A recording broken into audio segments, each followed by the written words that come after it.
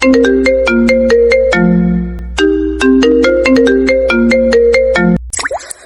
তুই আমাদের কাজে বাধা দিতে আসিস? এখানে চুপচাপ এখান থেকে চলে যা, না হলে কিন্তু তুই বেঁচে ফিরতে পারবি না আমাদের কাছ থেকে। তোরা একটা মেয়েকে নিয়ে ধর্ষণ করবি আর কেউ কোনো কিছু বলতে আসলে তাদেরকে মেরে ফেলবি, এটা কি মগের মূল্য পেয়েছিস তোরা? আমাদের যেটা ইচ্ছা আমরা সেটাই করব। আমাদের কাজে কেউ বাধা দিতে আসলে তাকে খুন করতেও আমাদের হাত কাঁপবে না। এখনো তোদেরকে আমি ভালো মতো বলছি, মেয়েটাকে ছেড়ে দে, এখান থেকে চলে যা। আমি তোদেরকে কোনো কিছুই করব না। তোর সাহস তো কম না, তোর সাহস তো কম না। তুই আমাদের এখান থেকে চলে যেতে বলিস, আজকে তোকে মেরে তারপর এই মেয়েটাকে নিয়ে আমরা এনজয় করব। তারপর রাফাত আর কোনো সহ্য করতে পারল না, হাতে থাকা একটা লাঠি দিয়ে মারতে শুরু করলো। আর মেয়েটা হয়ে চুপসে আছে, আর দুইটা ছেলেকে মেরে রক্ত বের করে দিল। আর শেষ পর্যন্ত ওরা জীবন নিয়ে পালিয়ে গেছে। আর তখন রাফাত মেয়েটার কাছে আসলো। মেয়েটার কাছে আসার পরে দেখতে পারল মেয়েটার পোশাক ছিঁড়ে গেছে। আর রাফাত তার শার্ট খুলে তাকে দিল। আর তখন মেয়েটা রাফাতকে বলতে লাগলো, আসলে আপনাকে কি বলে ধন্যবাদ দিব সেটা আমি ভাষা খুঁজে পাচ্ছি না। আজকে আপনি না থাকলে হয়তো আমি কাউকে মুখ দেখাতে পারতাম না। আত্মহত্যা ছাড়া আমার কোনো কিছু করার ছিল না। কিন্তু আমি একটা জিনিস বুঝতে পারছি না, আপনি এত রাতে এখানে কি করছেন? আপনার কি কোনো কাজ ছিল এদিকে? আমি ওদেরকে ধরার জন্য এসেছিলাম। ওরা আমি অ্যাড হয়ে কাজ করে আর তাকে ধরতে এসেছিলাম। আর আমাকেই ওদেরকে ধরতে এসেছেন না? আপনার সাহস তো কম নয়, কারণ আপনি খুব ভালো করে জানেন যে ওরা ভয়ঙ্কর। কেন একা ওদেরকে ধরতে আসলেন? ফোর্স নিয়ে আসলেন না কেন? আসলে আমার ভুল হয়ে গেছে। আমাকে একটু থানা পর্যন্ত এগিয়ে দিতে পারবেন? কারণ এখন তো কোনো গাড়ি পাবো না, তার জন্য আর কি বলছিলাম। তারপর রাফাত ওনাকে নিয়ে সেখান থেকে বের হয়ে গেল। আর বের হওয়ার পরে রাস্তা দিয়ে দুজনেই হাঁটছে চুপচাপ। আর তখন আখি লেডি পুলিশ রাফাতকে বলতে লাগলো। আখি জিজ্ঞেস করলো, আপনি কি করেন? মানে নাকি এখনো পড়াশোনা করেন, নাকি কোনো জব করেন? না, এখনো জব করি না, এখনো পড়াশোনা করছি। তবে একটা জব হলে অনেক উপকার হয় আমার জন্য। অনেক খুঁজেছি ভালো একটা জব, কিন্তু কোথাও পাইনি।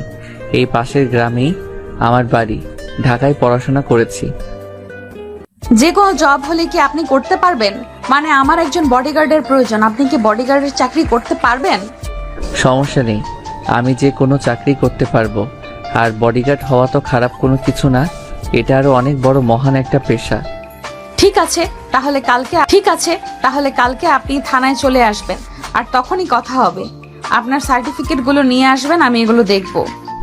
তারপর আখি ম্যাডামকে থানার সামনে এগিয়ে দেওয়ার পরে রাফাতও বাড়িতে চলে আসলো। বাড়িতে আসতে আসতে প্রায় 12টা বেজে গেছে। আর রাফাত দেখতে পেলো তার মা এখনো জেগে আছে। আর রাফাতের মা রাফাতকে দেখে বলতে শুরু করলো, কি রে রাফাত, তোর আসতে এত দেরি হলো কেন? তুই তো ঢাকা গিয়েছিলি, বলেছিলি বিকালের মধ্যে চলে আসবি। এত দেরি কেন হলো? আমি যে সেই কখন থেকেই তোর জন্য বসে অপেক্ষা করছি। আসলে মা, রাস্তায় একটু সমস্যা হয়েছিল তো, তার জন্যই আসতে লেট হয়ে গেছে। আমি ফ্রেশ হয়ে আসছি, তুমি তাড়াতাড়ি করে খাবার দাও। এই কথা বলার পর রাফাত ওয়াশরুমে চলে আসলো। আর ওয়াশরুমে আসার পর রাফাত ফ্রেশ হয়ে তাড়াতাড়ি করে তার মায়ের কাছে আসলো। মা তখন খাবার দিল। রাফাত খাবার খাচ্ছে। আর তখন রাফাতের মা বলতে লাগলো, শোন, এবার তো কোনো চাকরি বাকরির ব্যবস্থা কর, কারণ চাকরি না করলে তো আর সংসারটা তোর বাবা একা চালাতে পারছে না। তোর বাবারও তো বয়স হয়েছে, তোর বাবা আর কত করবে? মা, তুমি জানো আজকে আমি কেন ঢাকায় গিয়েছিলাম? তোমাকে বলেছিলাম যে আমি একটা ভার্সিটির কাজে যাচ্ছি। আসলে না, আমি তোমাকে মিথ্যা বলেছিলাম। আমার অনেক বড় একটা চাকরি হয়ে গেছে, যেটা তুমি কল্পনাও করতে পারবে না। তুই কি বলছিস? আমি তো কোনো কিছুই বুঝতে পারছি না। যা বলার সরাসরি আমাকে খুলে বল। এত ঘুরিয়ে পেঁচিয়ে আমি তোর কথা কিছু বুঝতে পারি না। মা, আমি সেনাবাহিনীর অফিসার হয়ে এই গ্রামে এসেছি। আর এখানে একটা মিশন আছে, আর এই মিশনের জন্যই আমাকে পাঠানো হয়েছে। বুঝতে পেরেছো?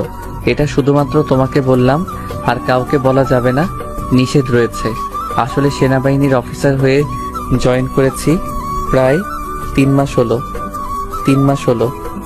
তার মানে তুই আগের 6 মাস ট্রেনিং এর মধ্যে ছিলে, তখন আমাদের সঙ্গে যোগাযোগ না করতেই তোকে ফোন করলে ফোন বন্ধ থাকতো, তখন তুই ট্রেনিং এ ছিলি তাই না? হ্যাঁ মা, তুমি ঠিকই বলেছো, আমি তখন ট্রেনিংয়ে ছিলাম। আচ্ছা, এখন এসব কথা বাদ দাও। আপাতত আমি খেয়ে ঘুমিয়ে পড়বো। কালকে সকালে আমার অনেক কাজ আছে। তারপর রাফাত তার মায়ের সঙ্গে কথা বলে খাবার খেয়ে রুমে চলে আসলো। রুমে আসার পরে রাফাত আখির কথা ভাবছে। মেয়েটা দেখতে অনেক সুন্দর, আর এটাকে ধরেই রাফাতের মিশন কমপ্লিট করতে হবে। তবে মেয়েটাকে যে রাফাত প্রথম দেখায় ভালোবেসে ফেলেছে তার বলার অপেক্ষা রাখে না। আর আখির কথা ভাবতে ভাবতে রাফাত কখন যে ঘুমিয়ে পড়ল বুঝতেই পারল না। সকালবেলা তাড়াতাড়ি করে ঘুম থেকে উঠল রাফাত, কারণ উদ্দেশ্য থানায় যাবে এখন। রাফাত ঘুম থেকে উঠে ফ্রেশ হয়ে নিল। আর খাবার খেয়ে রাফাত বাইক নিয়ে থানায় যেতে শুরু করলো। আর কিছুক্ষণের মধ্যেই থানায় পৌঁছে গেল। থানায় আসার পরে ভেতরে গেল। আর তখন আখির কেবিনে যাওয়ার পরে অনুমতি নিয়ে প্রবেশ করলো। আর আখির হাতে রাফাতের সার্টিফিকেটগুলো দিয়ে দিল। আর তখন আখি এগুলো দেখতে শুরু করলো মনোযোগ দিয়ে। আর কিছুক্ষণ দেখার পরে রাফাতকে বলতে লাগলো, হ্যাঁ, রেজাল্ট খুব ভালো, সবকিছুতেই A+। সমস্যা নেই, তুমি আজকে থেকে আমার বডিগার্ড হিসেবে জয়েন করো। আর তোমার বেতন হবে 20,000 টাকা, এরপরে আরো বাড়ানো হবে। আপাতত 20,000 টাকা তোমার স্যালারি। এই নাও আমার গাড়ির চাবি। গাড়ির ড্রাইভিং করতে পারো তো নাকি? জি ম্যাম, আমার গাড়ি ড্রাইভিং করার অভিজ্ঞতা আছে, কোনো সমস্যা নেই। তারপর আমি ম্যাডামের কাছ থেকে চাবি নিয়ে গাড়ির কাছে চলে আসলাম। গাড়িতে চুপচাপ বসে আছি। আর কিছুক্ষণ পরেই আখি ম্যাডাম বের হয়ে আসলো। আর আমাকে বলতে লাগলো, চন্দননগর নিয়ে চলো, ওখানে একটা মিশন আছে। আর আমি কোনো ফোর্স নিয়ে যাব না, কারণ ফোর্স নিয়ে গেলে ওখানে সবাই বুঝে ফেলবে। তারপর রাফাত গাড়ি চালাতে শুরু করলো। আর উদ্দেশ্য চন্দননগর। ওই চন্দননগর এলাকা অনেক ভয়ঙ্কর এলাকার, কারণ ওখানে আয়নাঘর বলা যায়। রাফাত আখিকে তখন গাড়ি চালাতে চালাতে জিজ্ঞাসা করতে লাগলো, ম্যাডাম চন্দননগরে ফোর্স না নিয়ে খুবই ভালো করেছেন, কারণ ওখানে ফোর্স নিয়ে গেলে অনেক বিপদ হতে পারত। এখানে ছদ্মবেশে প্রবেশ করতে হবে। হ্যাঁ, আমি খুব ভালো করেই জানি। আর তোমার ব্যাপারে আমি স্যারের সঙ্গে কথা বলেছি, তার অনুমতি দিয়েছে আমার বডিগার্ড হিসাবে। এই নাও তোমার কার্ড, কেউ কোনো কিছু জিজ্ঞেস করলে এই কার্ড দেখাবে, তাহলেই হবে। রাফাত আখির কাছ থেকে এই কার্ড নেয়ার পরে পকেটে রেখে দিল। তারপর রাফাত গাড়ি চালাতে শুরু করলো। খুবই দুর্গম এলাকা, পাহাড়ি এলাকা। আর প্রায় 3 ঘন্টা পর ওই চন্দননগর এসে পৌঁছানো। আর চন্দননগর পৌঁছানোর পরে গাড়ি নিয়ে ওই গ্রামের ভেতরে প্রবেশ করলো। গাড়ি রেখে পাহাড়ের উপরে উঠতে শুরু করলো। আর তখন আখি বলতে লাগলো, এখান দিয়ে মনে হয় উপরে ওঠা যাবে, কারণ উপরে ওঠা খুবই প্রয়োজন। ওরা উপরে আছে, আর ওখানে রকিকে অ্যারেস্ট করে নিয়ে যেতে হবে। কিন্তু কিভাবে কি করব বুঝতেই পারছি না। এখানে উঠবো কোন দিক দিয়ে? ম্যাডাম, এখান দিয়ে উঠতে পারবেন না আপনি, আমার সঙ্গে আসুন। ওদিক দিয়ে মনে হয় রাস্তায় আছে, ওদিক দিয়ে ওঠা যাবে। রাফাত আখিকে নিয়ে এসে দিক দিয়ে যেতে শুরু করলো। আখি উপরে আসার পরে একাই সবাইকে মারতে শুরু করলো। আর যখনই কেউ একজন আখিকে গুলি করতে যাবে, রাফাত তাকে লাথি মেরে সেখান থেকে ফেলে দিল। আর তখন আখিটা খুব ভালো করে দেখতে পারে। আর আখি রাফাতের দিকে তাকিয়ে মুচকি হেসে দেয়। রাফাত এই হাসিটা দেখেই আর সামলাতে পারল না। মনে হচ্ছে কেউ তার বুকের উপর ছুরি মেরে দিয়েছে। ওর হাসিতে এতটা সুন্দর, যেটা নিজের চোখে না দেখলে হয়তো বিশ্বাসই করতে পারতো না। আখি 4-5 জনকে অ্যারেস্ট করে নিতে নামাতে শুরু করলো। রাফাতও সাহায্য করলো। আর এরপর গাড়িতে তুলে ফেললো। গাড়িতে তোলার পরে তখন আখি বলল থানায় নিয়ে যাওয়ার জন্য। আর এদিকে আখিও তখন বলতে লাগলো, তোমার কাজে আমি অনেক খুশি হয়েছি। আজকে তুমি আবারও আমাকে বাঁচিয়েছো। তুমি না থাকলে হয়তো ওদেরকে ধরতে পারতাম না আমি। ম্যাডাম, এটা আমার দায়িত্ব, আপনাকে সব কিছুর হাত থেকে রক্ষা করা আর নিরাপত্তা দেওয়া। সব কিছুই আমার দায়িত্বের মধ্যেই পড়ে। এখানে ধন্যবাদ দেওয়ার কোনো কিছু নেই ম্যাডাম। আখি আর কোনো কথা বলতো না। তারপর রাফাত গাড়ি চালিয়ে চলে আসতো আবারও থানায় আসার পরে ওদেরকে নিয়ে জেলের ভিতরে ভরে দিল। আর রাফাত গাড়িতে বসেছিল, আর এদিকে আখি তার কেবিনে কাজ করছিল। আর তখনই ওসি সাহেব আখির কেবিনে প্রবেশ করে, আর আখি দাঁড়িয়ে সালাম দেয়। আর তখন ওসি সাহেব আখিকে বলতে লাগলো, আখি, আমি তোমার কাছে অনুতপ্ত। খুশি হয়েছি তুমি এভাবেই কাজ করে যাও। আর আজকে এই গ্যাংস্টারকে ধরেছো, ওদেরকে কে পিছন থেকে সাপোর্ট দিচ্ছে এটা খুঁজে বের করেন, ওদেরকে অ্যারেস্ট করবে। ওকে স্যার, ওরা স্বীকার করেছে সবকিছু। আমি সকল প্রমাণ আপনাকে পাঠিয়ে দিয়েছি, আপনি ওগুলো দেখে নেবেন। এই বলে স্যার চলে গেল। আর স্যার চলে যাওয়ার পরে আখি তার নিজের কাজ শুরু করলো। রাফাত বসেছিল আখির জন্য। মেয়েটার দিকে দূর থেকেই তাকিয়ে দিচ্ছি। মেয়েটা খুব মনোযোগ দিয়ে চশমা পরে কাজ করছিল। আর হঠাৎ করে রাফাতের মোবাইলটা বেজে উঠল। আর মোবাইলটা বের করে দেখতে পারলো রাফাতকে স্যার কল দিয়েছে। রাফাত খুব ভালো করে জানতাম যে রাফাতকে স্যার কল দেবে। রাফাত তাড়াতাড়ি করে মোবাইলটা রিসিভ করলো। আর মোবাইলটা রিসিভ করার পরে ওপাশ থেকে স্যার রাফাতকে বলতে লাগলো, রাফাত, তোমার কি খবর? তুমি তো মিশনের ব্যাপারে কোনো তথ্যই আমাকে দিচ্ছ না। এইভাবে বসে থাকলে কিন্তু হবে না। আমি তোমাকে যে কাজ দিয়েছি এই কাজটা কেন করে দিচ্ছ না? তুমি ওদের ব্যাপারে কোনো তথ্যই জানাতে পারছো না এখনো পর্যন্ত। স্যার, রাফাত সব কিছুই পাঠিয়ে দেব 24 ঘন্টার ভিতরে। আমি আপনার কাছে 24 ঘন্টা সময় নিয়েছি, আর এই 24 ঘন্টার মধ্যে ওদেরকে আমি ধরে ফেলবো। একদম পুরো গোডাউনের মধ্যে গিয়ে আমি ওদের ঠিকানা সবকিছু জেনে ফেলেছি। কিন্তু এখন যদি গোডাউনে অ্যাটাক করতে যাই তাহলে সমস্যা হতে পারে। আমি বুঝে শুনে তারপর অ্যাটাক করতে যাব।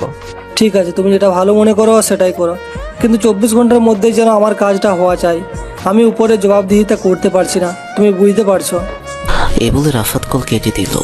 কল কেটে দেওয়ার পরেই কিছুক্ষণ পরে রাফাতের ইমেইল আসলো একটা। আর ইমেইলটা ওপেন করে দেখলো একটা লোকেশনের ব্যাপারে স্যার রাফাতকে তথ্য জানিয়েছে। রাফাত লোকটার ব্যাপারে সবকিছু করতে শুরু করলো। লোকটার নাম হচ্ছে আলী হোসেন, গ্রাম তো এটাই, কিন্তু আলী হোসেন নামে এই গ্রামে কেউ তো থাকে না রাফাতের জানা মতে, কারণ এটা রাফাতের জন্মস্থান। আর এখানে তো আলী হোসেন নামে এই চেহারার মানুষ কেউই তো নেই। তাহলে কি স্যার এটা জানেন না, নাকি না? এটা তো আর কখনোই হতে পারে না। গোয়েন্দা কখনোই মিথ্যা কথা বলতে পারে না। আর ওরা তো তদন্ত করে এটা বের করেছে। কি করে হতে পারে? মাথায় তো কোনো কিছুই আসছে না। রাফাতের এই লোকের খোঁজ করব কি করে? রাফাত আরো পড়তে লাগলো। দেখতে পারলো নারী কেলেঙ্কারির ব্যবসায়ী জড়িত রয়েছে, এছাড়াও মাদক দ্রব্যের মধ্যে তার হাত রয়েছে। আর এইভাবেই সময়টা পার হয়ে গেল। রাফাতের আর সন্ধ্যার সময় আখি বের হলো। আখি বের হবার পরে তখন গাড়িতে উঠে পড়লো। রাফাত তখন গাড়ি চালাতে শুরু করলো। আর গাড়িটা নিয়ে গেল সোজা তার কোয়ার্টারে। রাফাত আখিকে নামিয়ে দিল। আর নামিয়ে দেওয়ার পরে তখন আখি রাফাতকে বলতে লাগলো, কালকে সকালে ভোরবেলা খুব তাড়াতাড়ি চলে আসবে, বুঝতে পেরেছো? একদমই দেরি করা যাবে না। গাড়িটা পার্ক করে তোমার বাইক নিয়ে চলে যাও, আর আমি যখন কল দিব তখন চলে এসো যে কোনো সময়। ঠিক আছে বলে সেখান থেকে বেরিয়ে আসলো। আর সেখান থেকে বেরিয়ে আসার পরে আমি আমার বাইক নিয়ে যেতে শুরু করলাম অন্য একটা জায়গায়, যেখানে গেলে আমি আমার সকল তথ্য পেয়ে যাব। আমি আমার ইনফরমার গুড্ডুর কাছে আসার পরে তখন গুড্ডু বলতে লাগলো, এটাকে তো আমি খুব ভালো করে চিনি, এটা আপনারই সম্পর্কে চাচা হয়, কিন্তু আপনি কেন চিনতে পারছেন না জানেন? উনি প্লাস্টিক সার্জারি করে অন্য চেহারা বানিয়েছে, এখন বসবাস করছে। বেশ অনেক আগে প্লাস্টিক সার্জারি করেছে। আমি খুব ভালো করে জানি। ও আচ্ছা, তার আস্তানাটা কোথায় সেটা বলতে পারবি? ওর আস্তানার কাছে আমাকে নিয়ে চল তাড়াতাড়ি। এটা তো হতে পারে না বস, আমি যেতে পারবো না। আমি সবকিছু আপনাকে বলে দিতে পারি, কিন্তু আমি যেতে পারবো না, কারণ একবার যদি আমার ব্যাপারে জানতে পারে তাহলে আমাকে খুন করে ফেলবে। আমি তো বাঁচতে চাই। তুই যদি না যাস তাহলে আমি তোকে মেরে ফেলবো। তোকে যেটা বলেছি সেটা কর। তোকে যেতে হবে মানে যেতে হবে। আরে স্যার, আপনি বুঝতে পারছেন না কেন? আমাকে নিয়ে গেলে শুধু শুধু আপনার আরো ঝামেলা হবে। আপনি যেরকম মিশন অভিজ্ঞতা আছে, আমার কি এটা আছে? আমাকে তো ওরা গুলি করে দিবে। গুন্ডু আমার বাইকের পেছনে বসে পড়লো আর রাফাত তাকে নিয়ে যেতে শুরু করলো। সে রাফাতকে রাস্তা দেখিয়ে দিয়েছে আর কিছু দূর আসার পরে রাফাত তাকে নামিয়ে দিল, কারণ তার গেলে অনেক সমস্যা হতে পারে। রাফাত একাই যেতে শুরু করলো আর কিছু দূর আসার পরে রাফাত আমার বাইক রেখে জঙ্গলের ভেতরে হাঁটতে শুরু করলো। আর জঙ্গলের ভেতরে হাঁটতে হাঁটতে দেখতে পারলো একটা ছোট কুঠির ঘর রয়েছে। রাফাত সেখানে চুপি চুপি গেল আর শুনতে পারলো ভেতর থেকে কিছু কথা ভেসে আসছে। হয়তো ভেতরে 2-3 জন মানুষ হতে পারে। রাফাত জানালা দিয়ে দেখতে পারলো, আর যেটা দেখলো সেটা দেখার জন্য মোটেও প্রস্তুত ছিল না। ওই আলী হোসেন এবং তার সঙ্গে অন্য 2টা মেয়ে নষ্টামি করছে। ওরা কথাবার্তা বলছিল ঠিক এরকম। শোন, তোরা দুই পাশে 2 জন আমাকে আদর কর। আমি তোদের সোহাগ পেয়ে নিজেকে অসীম সমুদ্রের মধ্যে নিয়ে যেতে চাই। বস, আপনি যে এত বড় লুচ্চা আর এত বড় খারাপ মানুষ, সেটা যদি গ্রামের মানুষ জানতে পারে, আপনার চেয়ারম্যানগিরি বের করে দেবে সবাই। আচ্ছা, আপনার কি ভেতরে একটু খারাপ লাগে না? আমি তো আপনার মেয়ের মতো, আর আপনি আমাদেরকে ব্যবহার করছেন। অন্ততপক্ষে মনে হয় আমি আপনার মেয়ের ছোট হব, আর আপনি আমাদের শরীর নিয়ে ব্যবহার করছেন, তাও আবার আমাদের 2 বোনকে একসঙ্গে। কি সব কথা বলছিস? যেসব আজাইরা কথাবার্তা আমার সামনে বলবি না। যদি আরেকবার বলিস তাহলে কিন্তু একেবারেই এখানে মেরে পুঁতে রেখে দেবো, আর কেউ দেখতে আসবে না তোদেরকে। আর এমন তো না যে তোদেরকে আমি কোনো কিছু দিচ্ছি না। তোদেরকে আমি অনেক টাকা পয়সা দিয়েছি, তাতেও তোদের হচ্ছে না। আমার তো এগুলো টাকা পয়সা কোনো কিছুই চাইনি। প্রথমে আমি আমাদের নিজের ইজ্জতটাকে আপনার কাছে বিলিয়ে দিয়েছি বাধ্য হয়ে। আমাদের আর এসব করতে ভালো লাগে না। আমার এই লাইন থেকে মুক্তি চাই। এটা কখনোই হবে না। শোন, তোরা চলে গেলে পরে আমার ব্যবসার কি হবে? তোরা ছাড়া মেয়েগুলোকে কে রেডি করে সুন্দর বানিয়ে বিদেশে বাইরের কাছে পাঠাবে? তাহলে আমাদেরকে টাকা আরো বাড়িয়ে দিতে হবে। আমার বাড়তি টাকা ছাড়া এসব কাজ করব না, কারণ এসব কাজে অনেক বেশি রিস্ক। এমনিতেই আমাদেরকে মানুষ সন্দেহ করতে শুরু করে দিয়েছে। গ্রামের মানুষ এখনো আস্তে আস্তে আমাদেরকে সন্দেহ করছে। সবাই শুধুমাত্র তাদেরকে সন্দেহ করতে পারে, কেউ তোদেরকে কোনো কিছু বলার সাহস পাবে না। আর সবাই তো জানে যে তোরা আমার বাড়িতে কাজের লোক, তোরা আমার বাড়িতে কাজ করিস। কেউ তোদেরকে কোনো কিছু বলবে না আমি যে পর্যন্ত আছি। সেটা ঠিক, এটা আমার খুব ভালো করে জানি যে কেউ আমাদেরকে মুখ ফুটে কোনো কিছু বলবে না, কিন্তু আমাদের কাছে খারাপ লাগে। এখন কথা হচ্ছে, আপনাকে আর কতক্ষণ দেওয়া লাগবে? আমাকে খুশি করে তারপরে এখান থেকে সোজা গাড়িতে করে ওই গোডাউনের মধ্যে যাবি। ওখানে 5টা মেয়েকে রেডি করে রাখবি। রাতের বেলা লোকজন আসবে দেখার জন্য, পছন্দ হলে সাথে করে নিয়ে যাবে, আর এমনভাবে সাজাবে যেন ওরা পছন্দ করে। বুঝতে পারছিস? আচ্ছা ঠিক আছে বস, আপনি কোনো চিন্তা করবেন না। আমি মেয়েগুলোকে খুবই ভালোভাবে সাজাবো। আর রাফা এখানেই থাকবে আপনার সঙ্গে, নাকি আমার সঙ্গে যাবে? না, ওর ওখানে যাওয়ার কোনো প্রয়োজন নেই। ও এখানে আমাকে সুখ দেবে, আর তুই তোর কাজ করবি গিয়ে। আর শোন, কোনো প্রকার যেন কেউ বুঝতে না পারে যে তুই গোডাউনের ভিতরে প্রবেশ করেছিস। রাফাত কথাগুলো শুনে অবাক হয়ে গেল, কারণ তাদের এলাকার চেয়ারম্যান চাচা এরকম একটা কাজ করতে পারে। উনি এত বড় একটা গ্যাংস্টার, আর এটা গ্রামের কেউই জানে না। এগুলো ভাবা যায়। তারপর আমি সেখান থেকে সোজা চলে আসলাম আর লুকিয়ে পড়লাম। আর কিছুক্ষণ পর সীমা মেয়েটা বের হওয়ার পরে গাড়িতে উঠে পড়লো, আর সে নিজেই গাড়িতে করে ওই গোডাউনের উদ্দেশ্যে যেতে শুরু করলো। আর রাফাতও যেতে শুরু করলো। রাফাতের বাইক নিয়ে ফলো করতে লাগলো। আর কিছুক্ষণ পরে ওই গোডাউনের সামনে চলে আসলো। আর গোডাউনের সামনে বাইক রেখে রাফাত ভেতরে চলে গেল। আর না, এটা বুঝতে পারিনি যে তার পেছনে কেউ ফলো করতে করতে গোডাউনের ভেতরে প্রবেশ করে ফেলেছে। হেমা গোডাউনের দরজা লাগিয়ে দিল, আর সীমা ভেতরে যাওয়ার পরে মেয়েগুলোকে পানি ছিটিয়ে দিল যেন মেয়েগুলোর জ্ঞান ফিরে আসে। ওখান থেকে একটা মেয়ে সীমাকে বলতে লাগলো, তুই আমার বান্ধবী হয়ে আমার এত বড় সর্বনাশটা করতে পারলি? সত্যি সীমা, আমি তোর কাছ থেকে এটা আশা করিনি।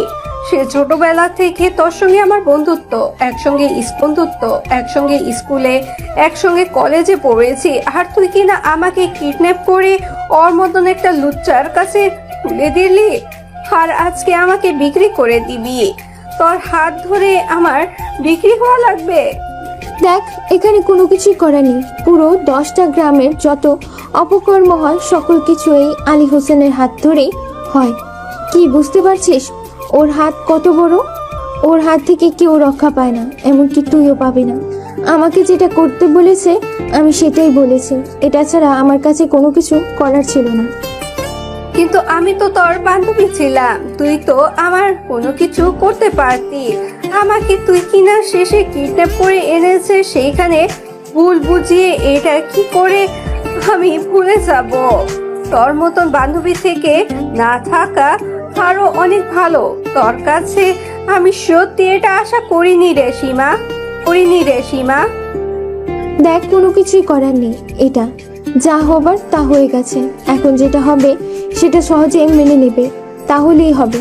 আমাকেই দেখ, আমাকে আলী হোসেন ধর্ষণ করেছে, আর ধর্ষণ করার পরে আমাকে বলেছে আমি যেন কাউকে না বলি। আমি কাউকে বলিনি, কারণ শেষ পর্যন্ত চিন্তা করে দেখলাম এভাবে বেঁচে থেকে কী লাভ। শুধু শুধু শেষ পর্যন্ত আমি আলী হোসেনের সঙ্গে যোগ দিলাম, আর আলী বসে না, আমাকে তার কাছে ব্যবহার করেছে। একটু আগেও তার সঙ্গে আমি ইন্টিমেট হয়ে তারপরে এসেছে। এসব এখন স্বাভাবিক হয়ে গেছে, আর রাতের বেলা কয়েকজন আসবে তোদেরকে নেওয়ার জন্য। আর ওদের যদি খুশি হয় আমার দেখে, তাহলে আমি ওদের সঙ্গে বিছানায় যেতে রাজি আছি, কারণ ওদের সঙ্গে বিছানায় গেলে আমি অনেক টাকা পাবো, আর ওদের সঙ্গে ভালো পরিচয় হবে, আমি আরও উপরে উঠতে পারবো। এমনও হতে পারে ভবিষ্যতে আমি গ্যাংস্টার হয়ে যাব। কত সুন্দর ভবিষ্যৎ দেখতে পাচ্ছিস? তোর প্রতি এখন আমার ঘেন্না হচ্ছে। তোর মতন মেয়েদের জন্য আজকাল আমাদের মতন ভালো মেয়েদের নাম খারাপ হয়, কেউ আমাদেরকে বিশ্বাস করতে চায় না।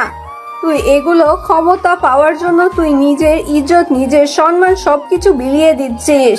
তুই কি করে পারিস অন্য একটা মেয়েকে এসব কাজে ফেলে দিতে? খারাপ কাজে তোর কি মনের মধ্যে একটুও খারাপ লাগে না? একটুও মায়া হয় না? না, আমার এসব কিছু থাকতো তাহলে তো আমি এতদিন ধরে এসব কাজ করতে পারতাম না, তাই না? আর গ্রামের মধ্যে যত মেয়ে আছে সকলকে আমি বিক্রি করে দেব আস্তে আস্তে। দেখবি এমন কেউ আসবে যে আমাদেরকে না হোক, কিন্তু এই আলী হোসেন এবং তার লোকজনকে শেষ করে দিবে। হয়তো আমি এগুলো দেখতে পারবো না, কিন্তু কোনো না কোনো একজন মানুষ ঠিকই আসবে এগুলোকে রুখে দেওয়ার জন্য। এই স্বপ্ন তোর কোনোদিনই পূরণ হবে না, কারণ যে পর্যন্ত আলী হোসেন আছে এ পর্যন্ত কেউ তার কোনো ক্ষতি করতে পারবে না, আমরাও কোনো ক্ষতি করতে পারবো না। কেউ বুঝতে পারছিস? আর শুধু আলী হোসেন নয়, আর এর পিছনে আরো অনেক মানুষ আছে যারা আলী হোসেনকে সাপোর্ট দিচ্ছে, না হলে চেয়ারম্যান হয়ে এত খারাপ কাজ কখনোই করতে পারতো না। রাফাত কি ওই মেয়েটাকে কয়েকটা থাপ্পড় মারলো, আর কয়েকটা থাপ্পড় মারার পরেই তার ঠোঁট ফেটে রক্ত বের হতে শুরু করলো। আর তখন রাফাত তাকে বলতে লাগলো, একটা মেয়ে এতটা খারাপ কি করে হতে পারে সেটা তোকে না দেখলে হয়তো বুঝতে পারতাম না। তুই একটা মেয়ে হয়ে আরেকটা মেয়ের সর্বনাশ কি করে করতে পারছিস? তারপর আবার ওর পর ছোটবেলার বান্ধবী, আমি সব কিছুই শুনেছি। তুই কি মনে করেছিস তোদের হাত অনেক বড় আর কেউ তোদেরকে কোনো কিছু বলতে পারবে না? তোদেরকে শায়েস্তা করার জন্যই ঢাকা থেকে আমাকে এখানে পাঠানো হয়েছে। আমি এখনো জানতেও পারিনি যে আমার নিজের গ্রামেই এসব কর্ম হচ্ছে। এই যে অফিসার, তুই এখানে এসেছিস মরার জন্য। আমি একটা ফোন করলে আর আলীর লোকজন যদি একবার দেখতে পারে তাহলে তোকে শেষ করে দেবে। এখনো বাঁচতে চাইলে এখান থেকে পালিয়ে যা, আর আমাকে আমার কাজ করতে দে। তোদের ভয়ে আমি এখান থেকে পালিয়ে যাব, এই কারণে আমাকে এখানে পাঠানো হয়নি। সেনাবাহিনীর অফিসার এমনি এমনি হয়ে যায়নি, অনেক কষ্ট করার পরে আমাকে সেনাবাহিনীর অফিসার বানানো হয়েছে। ভালোই বল, আমাকে হাত তোলার জন্য বাধ্য করিস না। আমাকে মেরে ফেললেও আমি কোনো কিছু বলবো না। তুই আমার কাছ থেকে কোনো কিছু শোনার আশা করিস না, আমি জীবন দিয়ে দেব। আমি আমার মোবাইলটা বের করে একটা কল দিলাম, আর কল দেওয়ার সাথে সাথে রিসিভ করলো আর আমি আসতে বললাম, আর 10 মিনিটের মধ্যেই গোডাউনের ভিতরে প্রবেশ করলো। আমার টিমের লোকজন, মিথিলা হলো আমার টিমের সদস্য। মিথিলা এসে ওনাকে থাপ্পড় মারতে শুরু করলো আর বলতে শুরু করলো, এখনো ভালোই বলছে, সকল কিছু বলে দে, না হলে কিন্তু তোকে এমন অবস্থা করব যে পরে কিন্তু ঠিকই বলবি, কিন্তু এখন ভালো মতো বলছিস না। আমি তো একবার বলেছি আমাকে মেরে ফেললেও তোরা কোনো কিছু শুনতে পারবি না। একটু পরে আলী হোসেনের লোকজন চলে আসবে, আর তখন তোদের কি অবস্থা হবে সেটা তোরা ভেবে নে। রাফাত বুঝতে পারলো সীমা এমনিতেই সবকিছু স্বীকার করবে না। তারপর রাফাত মিথিলাকে বলল তাকে ভেতরে নিয়ে যাওয়ার জন্য, আর মিথিলা টানতে টানতে সীমাকে ভেতরে নিয়ে গেল। আর ভেতরে নেওয়ার পরে মিথিলা 3rd ডিগ্রি দেওয়ার পরে সবকিছু বলে দিল। আর সীমাকে নিয়ে আসার পর তখন রাফাত বলতে লাগলো, তোদের মতো অপরাধীকে কি করে মুখ খোলাতে হয় সেটা আমাদেরকে খুবই ভালো করে শেখানো হয়েছে, আর এটা আমারও খুব ভালো করেই জানি। এখন আমি যেভাবে বলছি সেভাবে কাজ করবে। যদি কোনো উল্টাপাল্টা করেছিস তাহলে তোর খবর আছে। আলী হোসেন তোদেরকে যে কাজ করতে বলেছে করা ঠিক সেই কাজই করবে, আর রাতে যখন ওই লোকজন আসবে তখন আলী হোসেন যে কাজ করতে বলে তারা সেই কাজ করবে, আর বাকিটা আমরা ম্যানেজ করে নেব। যখন গোলাগুলি হবে চুপচাপ মাথা নিচু করে বসে যাবি, আর তোকে যদি আলী ওই লোকজনের সঙ্গে কোথাও পাঠায় তাহলে সেখানেও যাবি, আর বাকিটা আমরা ম্যানেজ করে নেব, কারণ আমাদের জানতে হবে ওদের কোথায় কোথায় আস্তানা রয়েছে। ঠিক আছে স্যার, আপনি যেভাবে বলবেন আমি সেভাবেই কাজ করব। তবুও প্লিজ আমাকে আর মারবেন না, আমি আর এগুলো সহ্য করতে পারছি না। তারপর আমি আমার লোকজনকে নিয়ে বাহিরে চলে আসলাম, আর বাহিরে এসে অপেক্ষা করতে লাগলো সেই কাঙ্ক্ষিত মুহূর্তের জন্য। আর রাতের বেলায় আলী এবং সাথে কয়েকজন নিয়ে গোডাউনের ভেতরে আসলো, আর গোডাউনের ভিতরে আসার পরে তখন আলীর সঙ্গে থাকা ওই লোকটা বলতে লাগলো, আরে আলী, তোমার ফুলগুলো দেখে অনেক সুন্দর, তা একটাকে নিয়ে ভিতরে যাওয়া যাবে নাকি? তুমি অনুমতি দিলে আমি এখান থেকে ওই মেয়েটাকে নিয়ে ভিতরে যেতে পারি। আরে বস, সমস্যা নাই, আপনি ভিতরে গিয়ে কিছুক্ষণ সময় কাটিয়ে আসেন। কিছুক্ষণ বলতে 1 ঘন্টা 2 ঘন্টা, কোনো সমস্যা নেই। আমি এদিকে ওদের সঙ্গে কথা বলতে থাকি আর বাকিদেরকে রেডি করতে থাকি। সীমা, যা ওটাকে নিয়ে ভিতরে যা। বস, আমি না গিয়ে জ্যোতিকে পাঠাচ্ছি, জ্যোতি খুব ভালো করে দিতে পারবে। আমি তো পুরনো মাল দিয়ে আর কি হবে, মোলের আঁশ মিটবে। সীমা, তুই ঠিক বলেছিস, তোকে আমার পছন্দ হয়েছে। তুই পরে আমার সঙ্গে যোগাযোগ করবি, এই নিয়ে আমার কার্ড, কোনো সমস্যা হলে আমাকে কল দিস। তারপরে ডেভিড যেদিকে জোর করে সাথে করে একটা রুমের ভেতর নিয়ে গেল, আর এদিকে তখন রাফাত তার লোকজন নিয়ে প্রবেশ করলো গোডাউনের ভেতরে। চারদিক থেকেই সবাই ঘিরে ধরে রেখেছে, কেউ পালানোর সাহস করবে না। তারপর রাফাত এখানে আসার পরে আলীকে বলতে লাগলো, এখনো ভালোই বলেছি, স্যালেন্ডার করে দে, না হলে কিন্তু একটাও বেঁচে থাকতে পারবি না। আমাকে ধরা তো সহজ কখনো হবে না, আমাকে ধরতেই পারবি না। আমি ঠিক কোনো না কোনোভাবে পালিয়ে যাব। তুই এখান থেকে পালাতে পারবি না, গোডাউনের চারপাশ আমার লোকজন ঘিরে রেখেছে, তাই তোকে স্যালেন্ডার করতে হবে। আলী তখনই কোনো কথা না বলে রাফাতকে গুলি করতে শুরু করলো, আর তার ওদেরকে করে করতে শুরু করলো। এর মধ্যে রাফাত রুমের ভেতরে প্রবেশ করলো, আর রুমের ভেতরে প্রবেশ করে দেখতে পারলো ডেভিড পালিয়ে যেতে শুরু করেছে। ডেভিড বাহিরে চলে আসলো গোডাউনের, আর রাফাত ডেভিডকে ফলো করতে শুরু করলো। আর শেষ পর্যন্ত যখনই গাড়িতে উঠতে যাবে তখনই রাফাত তার পায়ে গুলি করলো, আর তাকে ধরার জন্য সামনে এগিয়ে গেল। এগিয়ে যাওয়ার পরে ডেভিড রাফাতকে বলতে লাগলো, আমাকে মেরে কোনো লাভ হবে না, তোর আমাকে অ্যারেস্ট করেও কোনো লাভ হবে না। আমি বাংলাদেশ সম্পর্কে কোনো কিছুই জানি না। আমাকে যে কাজ দেওয়া হয় আমি শুধুমাত্র সেটাই করি। আমাদের এজেন্ট সম্পর্কে তোর কোনো ধারণা নেই। আমার মতো হাজার হাজার এজেন্ট রয়েছে। তোদের সব কয়টা এজেন্টকে আমি মারব। তোর সঙ্গে কাদের কানেকশন আছে, তুই কাদের সঙ্গে ব্যবসা করিস এটা বল, না হলে কিন্তু তোকে আর বাঁচিয়ে রাখা হবে না। এখানেই তো শেষ নিঃশ্বাস ত্যাগ করতে হবে, শেষ নিঃশ্বাস ত্যাগ করতে হবে। বলছি তবু প্লিজ আমাকে মারিস না, আমাকে ছেড়ে দে। তোকে অনেক টাকা দেব, তুই টাকার উপর শুয়ে থাকতে পারবি। আমি তোকে সবকিছু বলে দিচ্ছি।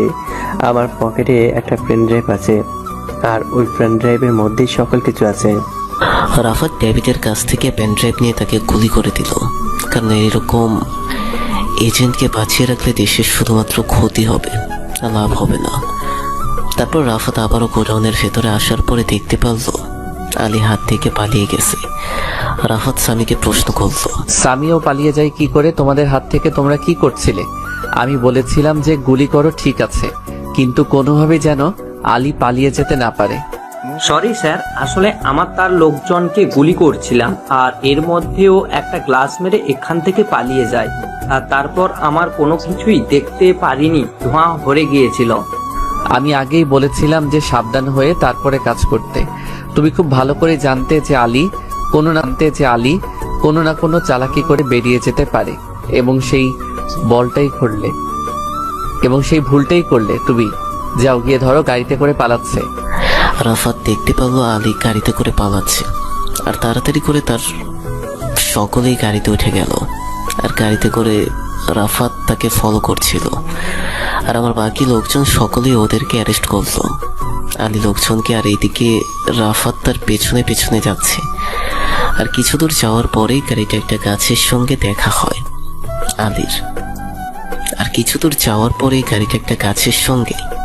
দেখা হয় আলীর। রাফাত তাড়াতাড়ি করে নেমে আলীকে গাড়ি থেকে বের করলো, আর বের করার পরে ইচ্ছে মতো মারতে শুরু করলো। আর তখন আলী রাফাতকে বলতে লাগলো, আমাকে মেরে কোনো লাভ নেই, আমি আসল মানুষ না। আমার উপরেও আরো অনেকজন মানুষ আছে, আর ওদেরকে তুই কখনোই ধরতে পারবি না। আমি ধরতে পারবো কিনা সেটা তোর এত চিন্তা করতে হবে না। আচ্ছা, আমার একটা প্রশ্ন তোর কাছে। তোর তো একটা মেয়ে আছে, তোর একমাত্র মেয়ের দিকে তাকিয়েও তোর একটু মায়া হয় না যে তুই তারই মতো মেয়েগুলোকে ব্যবহার করছিস, ওদেরকে বিক্রি করে দিছিস? না, আমার একটুও মায়া হয় না। আমার মধ্যে মায়া কাজ করে না। আমার শুধুমাত্র টাকা আর ক্ষমতা চাই, আর এই কারণেই আমি এসব কিছু করছি। মাটির দিকে একবার তাকিয়ে দেখ, মাটি কি কোন অবস্থায় আছে। মৃত্যুর পর ওখানেই যেতে হবে। মানুষ এতটা নিচু হতে পারে কি করে? কতগুলো মেয়ের জীবন নষ্ট করেছে, আর একটা মেয়েকে পুরো খারাপের যদি কোনো নিকৃষ্ট অবস্থায় থাকে সেই জায়গায় নিয়ে গেছে।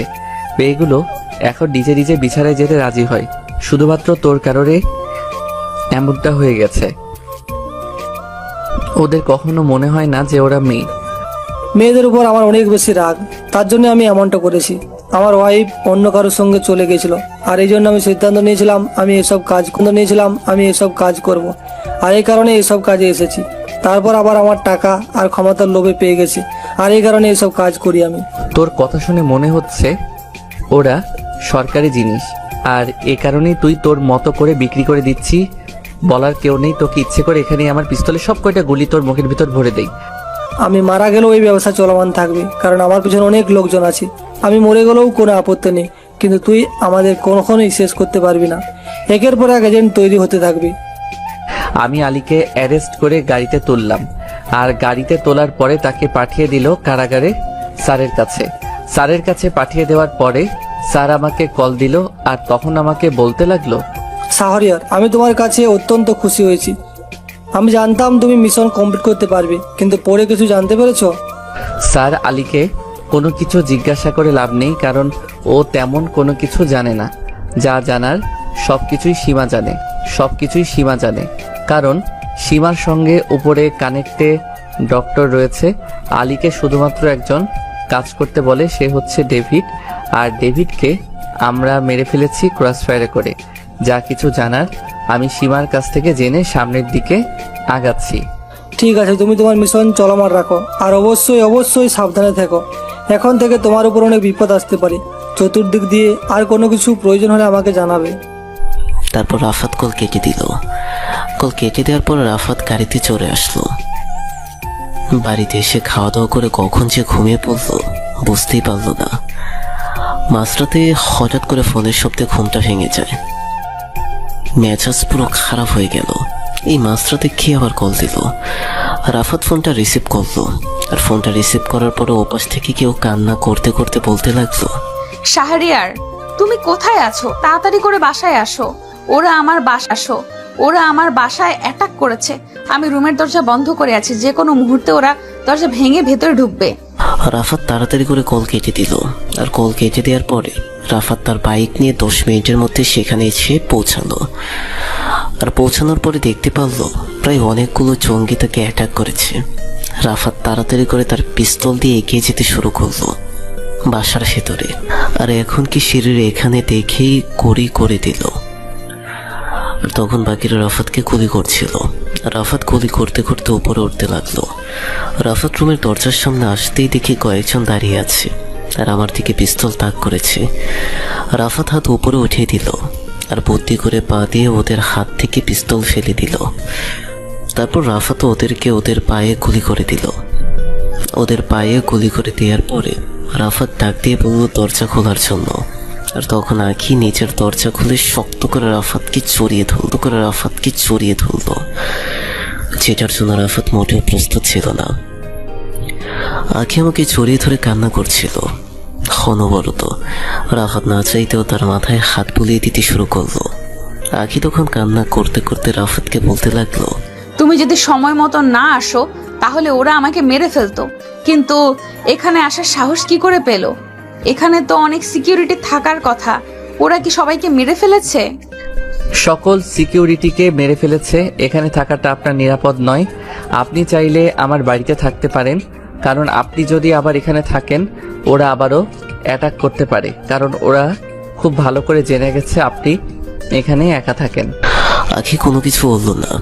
তার মানে রাফাত বুঝে গেল আঁখি রাজি আছে। তারপর রাফাত তাকে আমার বাইকের পেছনে বসিয়ে দিল আর সে রাফাতকে পেছন থেকে শক্ত করে জড়িয়ে ধরে রেখেছে। এই মাঝরাতে আঁখিকে নিয়ে বাইক চালাতে অনেক বেশি ভালো লাগছে। মনে হচ্ছে এই রাস্তাটা যেন না ফুরায়, এভাবেই যেন কেউ থাকুক। আঁখি ভয়ে রাফাতকে এমন শক্ত করে জড়িয়ে ধরে রেখেছে, কিন্তু সে বুঝতেই পারছে না রাফাত তার শুধুমাত্র বডিগার্ড। রাফাত তার মতো করেই ধীরে ধীরে বাইক চালিয়ে আসছিল। আর তখন চাঁদের আলোতে আঁখির মুখটা উজ্জ্বল লাগছিল। রাফাত লুকিং গ্লাসে আঁখিকে বারবার দেখছিল। কি করব মানুষটাকে যে রাফাত অনেক বেশি ভালোবাসে। তারপরে বাড়িতে চলে আসলো। বাড়িতে আসার পরে তখন তার মাকে সবকিছু বললো, আর মা কোনো কিছু বললো না। মা তখন আঁখিকে বলতে লাগলো, কোনো সমস্যা নেই মা, তোমার যতদিন ইচ্ছা হয় তুমি এই বাড়িতেই থাকবে। আমি তোমার মায়ের মতো, আমাকে মা বলি ডাকবে।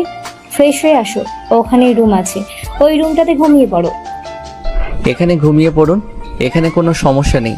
আর আমার বাড়িতে সবচেয়ে বেশি নিরাপদ, তাই এত টেনশন করার কিছু নেই।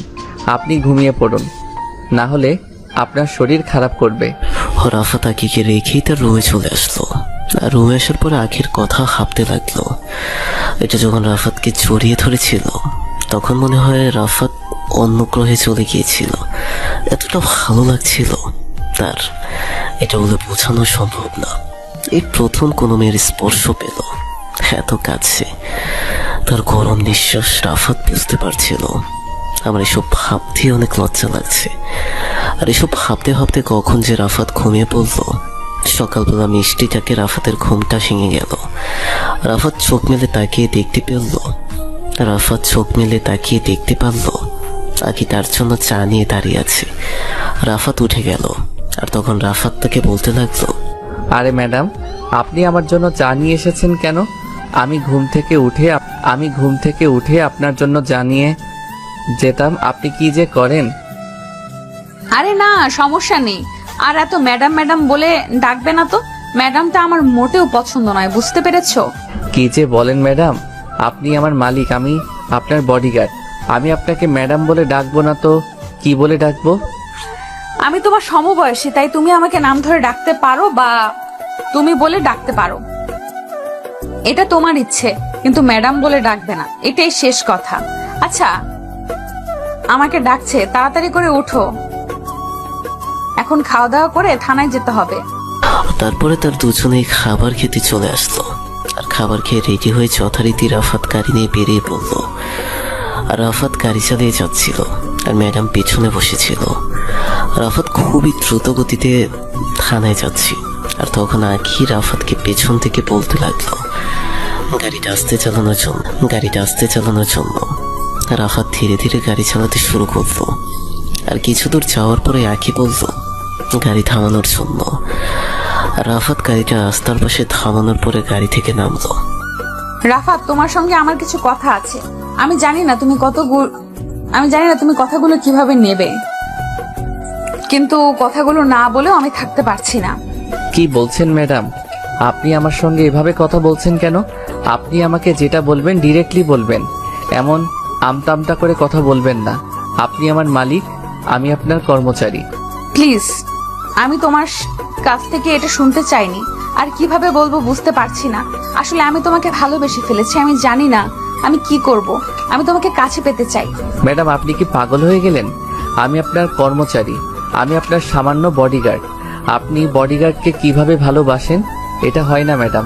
আমি জানি না এটা হয় কিনা, ভালোবাসা এইসব দেখে হয় না শাহরিয়ার। আমি আমার নিজেকে অনেক বোঝানোর চেষ্টা করেছি, কিন্তু আমি আর নিজেকে ধরে রাখতে পারছি না। সত্যি বলছি, তুমি ছাড়া আমি অসহায়। এখন ম্যাডাম, এটা কখনোই হতে পারে না। আপনি কোথায় আর আমি কোথায়? আমি এটা মেনে নিতে পারবো না। তুমি যদি আমাকে না মেনে নাও, তাহলে সত্যি সত্যি আমি বলছি আমি নিজেকে শেষ করে দিব। আমাকে কয়েকবার বাঁচিয়েছে, তাই না? আমি এই জীবন রাখতে চাই না। যে মানুষের কারণে আমি এখন পর্যন্ত বেঁচে আছি, যদি সে মানুষটাকে না পাই, তাহলে বেঁচে থেকে কি লাভ? তখনই আখি তার বেগ থেকে একটা ছুরি বের করলো। রাফাত ভাবলো হয়তো কোনো কিছু করবে না, এমনিতেই রাফাতকে ভয় দেখানোর জন্য এমনটা করছে। আর মুহূর্তের মধ্যেই আখি যেটা করবে সেটা দেখার জন্য রাফাত মোটেও প্রস্তুত ছিল না। আখি সঙ্গে সঙ্গে নিজের হাত কেটে ফেলেছে। রাফাত তাড়াতাড়ি করে তার কাছে এগিয়ে গেল,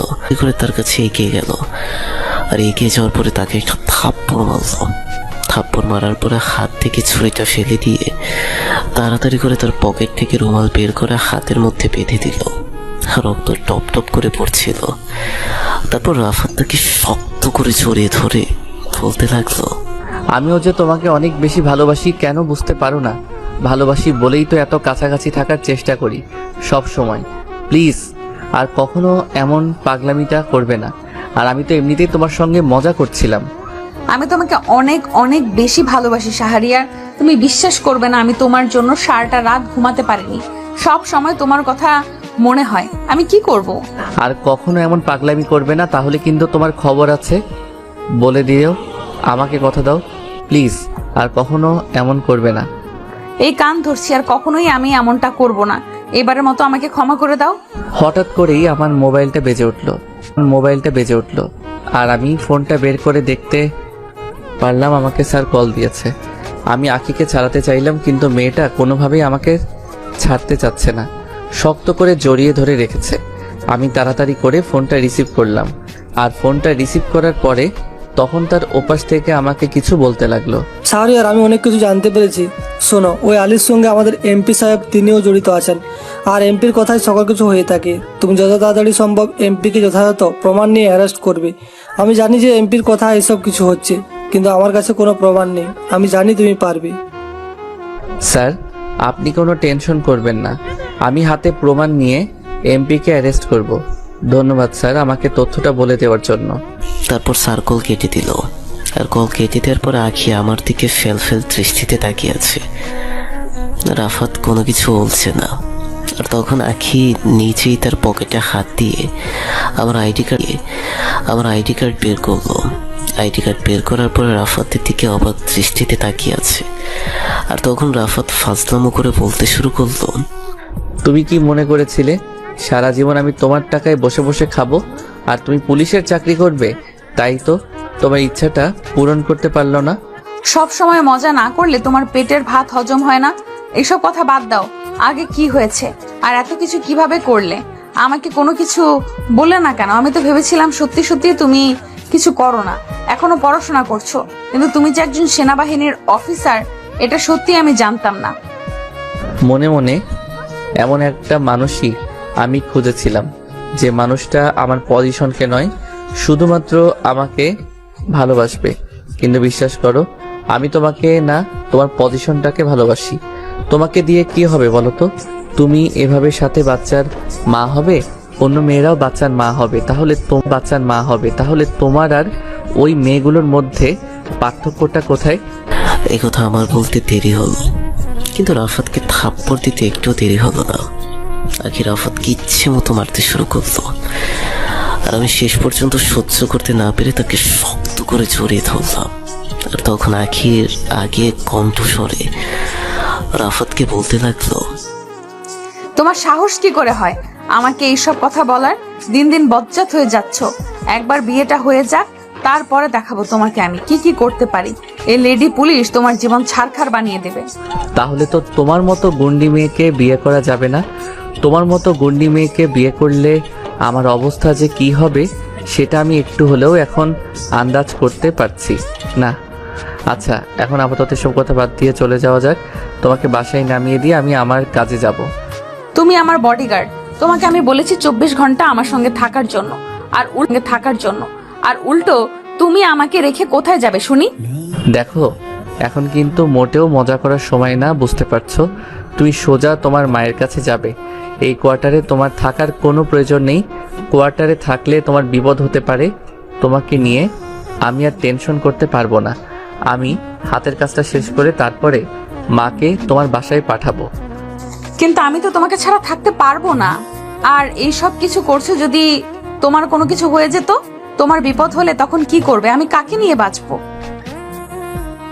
তোমার ভালোবাসা থাকলে কখনোই এমনটা হবে না। তুমি শুধু আমার জন্য দোয়া করো যেন ওই এমপি এবং তার লোকজনকে আমি অ্যারেস্ট করতে পারি। এই বলে আমি আখিকে শক্ত করে জড়িয়ে ধরলাম, আর আখিও আমাকে শক্ত করে জড়িয়ে ধরলো। তারপর আখিকে নিয়ে যেতে লাগলো তার বাসার উদ্দেশ্যে, আর বেশ অনেকক্ষণ পরে তার বাসার সামনে এসে নামিয়ে দিল। তারপরে আমি তার গাড়ি নিয়ে যেতে শুরু করলাম আমার জায়গায়। আর কিছু দূর আসার পরে আমার টিমের সদস্যরা দাঁড়িয়ে আছে। আমি ওদেরকে এখানে দাঁড়িয়ে থাকতে বলেছিলাম, আর ওরা উঠে পড়লো, আর সামি গাড়ি চালাতে শুরু করলো।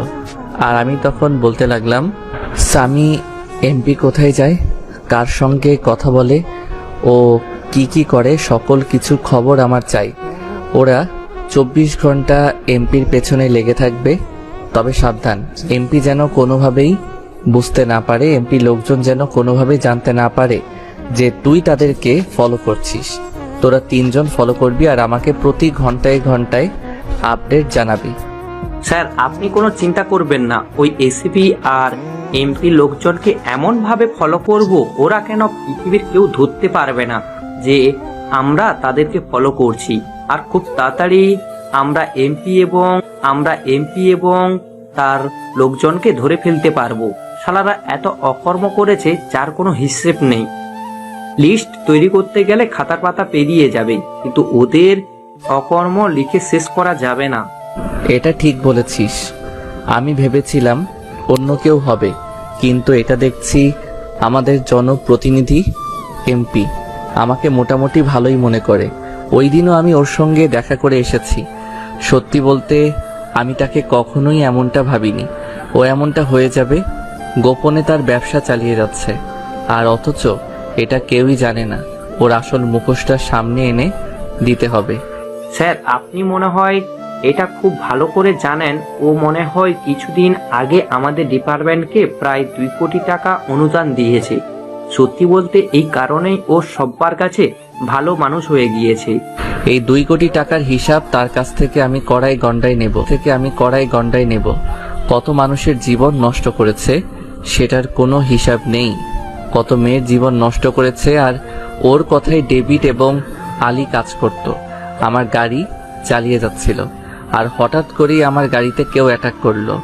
আমার গাড়ির পেছন থেকে কেউ গুলি করতে শুরু করলো, আর আমি সামিকে বললাম গাড়িটা দ্রুত গতিতে চালিয়ে নেওয়ার জন্য।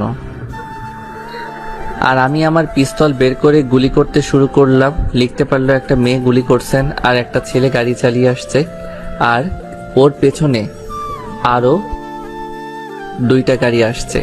মেয়েটাকে দেখে আমি খুব ভালো করে চিনতে পারলাম এটা হচ্ছে আলীর একমাত্র মেয়ে। আমি গাড়ি থেকে নেমে পড়লাম, আর নেমে পড়ার পরেই আমি মেয়েটার হাতের মধ্যে গুলি করলো। আর হাতের মধ্যে গুলি করার পরে মেয়েটার হাত থেকে পিস্তল পড়ে যায়। আর তারপর আমি ওর সাথে লোকজনকে গুলি করে মেরে ফেললাম। আর আমি মেয়েটাকে ধরলাম, মেয়েটাকে ধরে কয়েকটা থাপ্পড় মারলাম। আর তখন বলতে লাগলো, তুই ভেবেছিলি আমাকে মেরে ফেললে তোর বাবা ছাড়া পেয়ে যাবে? কখনোই না। আমার তো মনে হয় তুইও তোর বাবার সঙ্গে সাহায্য করিস, তোকে আমার এমনটাই মনে হচ্ছে। সত্যি করে বল। ঠিকই মনে করেছিস। তোর মিথ্যা কথাগুলো আমি এভাবে বিশ্বাস করে ফেলবো?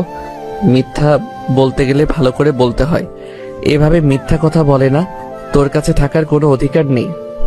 এই বলে রাফাত পিস্তলটার সামনে এগিয়ে দিল। আর তখন আরো বেশি ভয় পেয়ে গেল। রাফাত কোনো কথা না বলেই চোখ বন্ধ করে তাকে গুলি করে দিল। কারণ রাফাত খুব ভালো করেই জানে সে মিথ্যে কথা বলছে, ইমোশনাল কথা বলছে।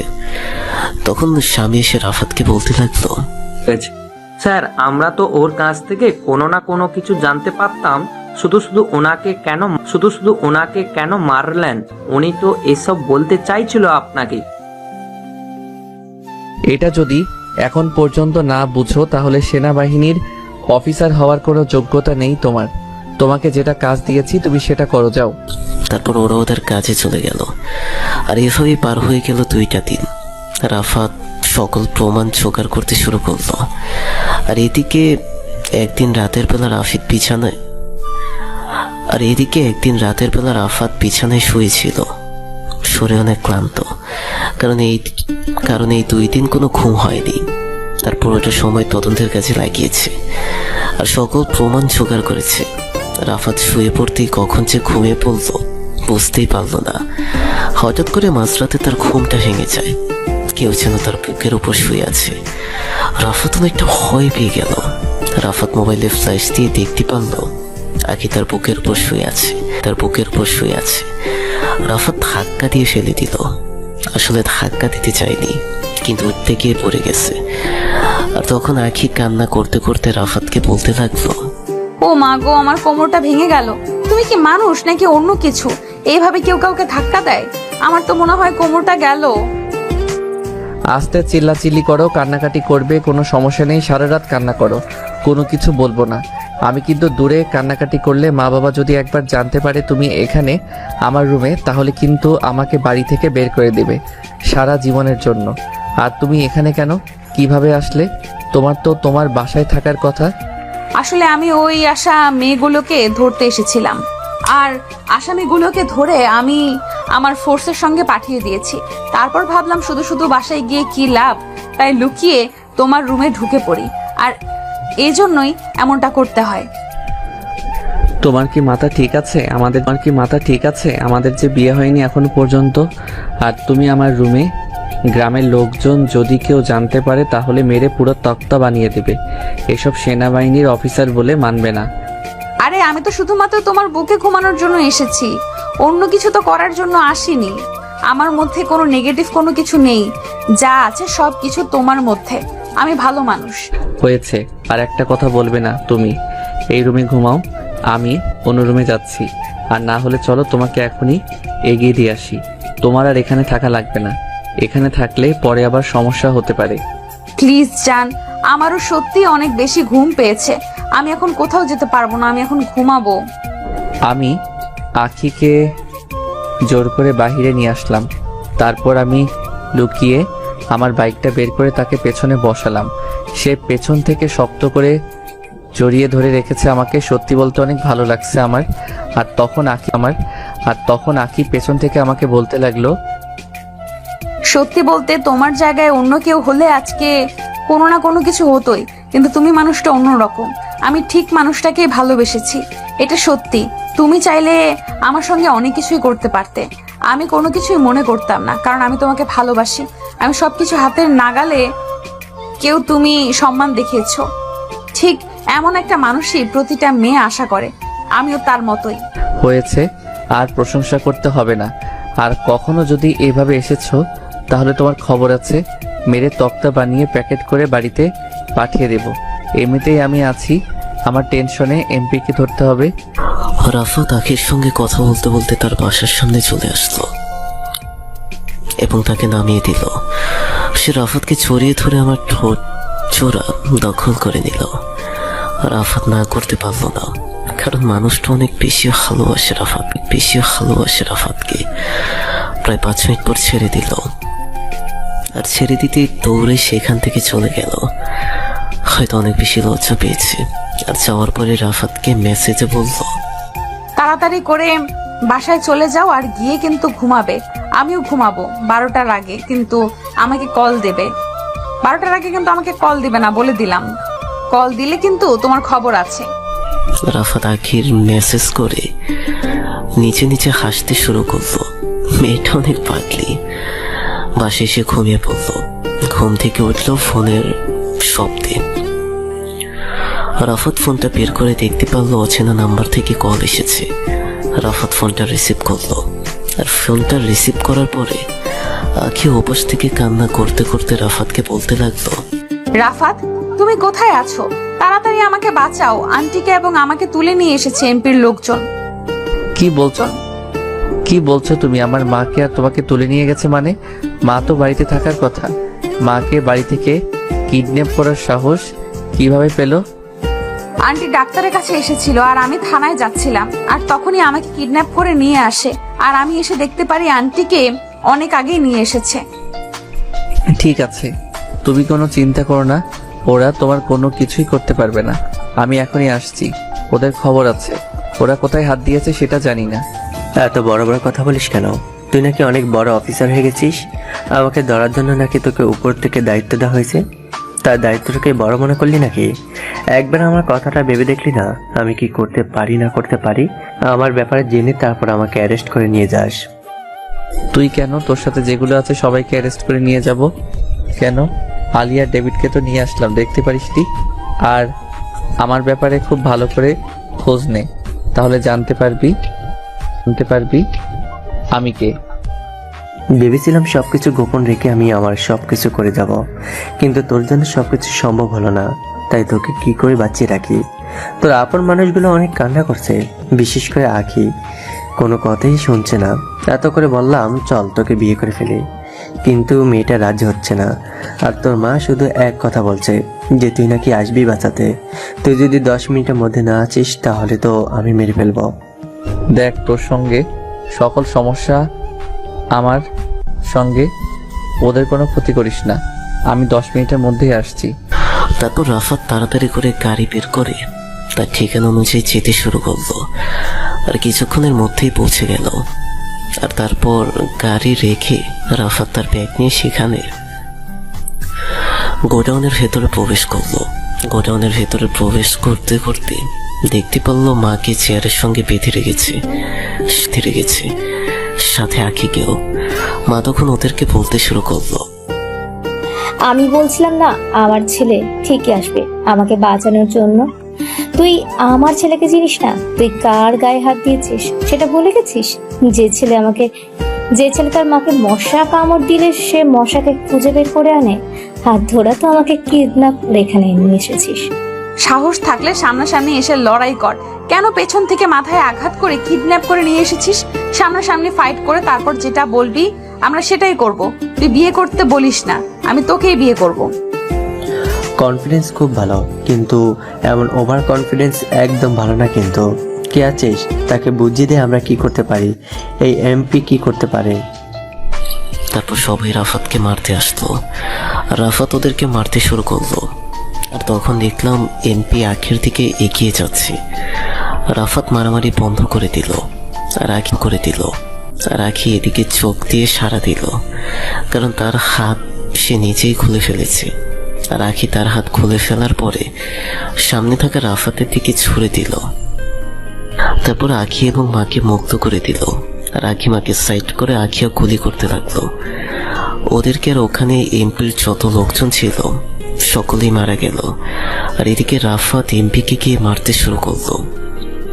আর তখন রাফাত তাকে বলতে লাগলো, তুই কি মনে করছিস সবাইকে ধরে দিয়ে তুই সারা জীবন এভাবেই থাকতে পারবি?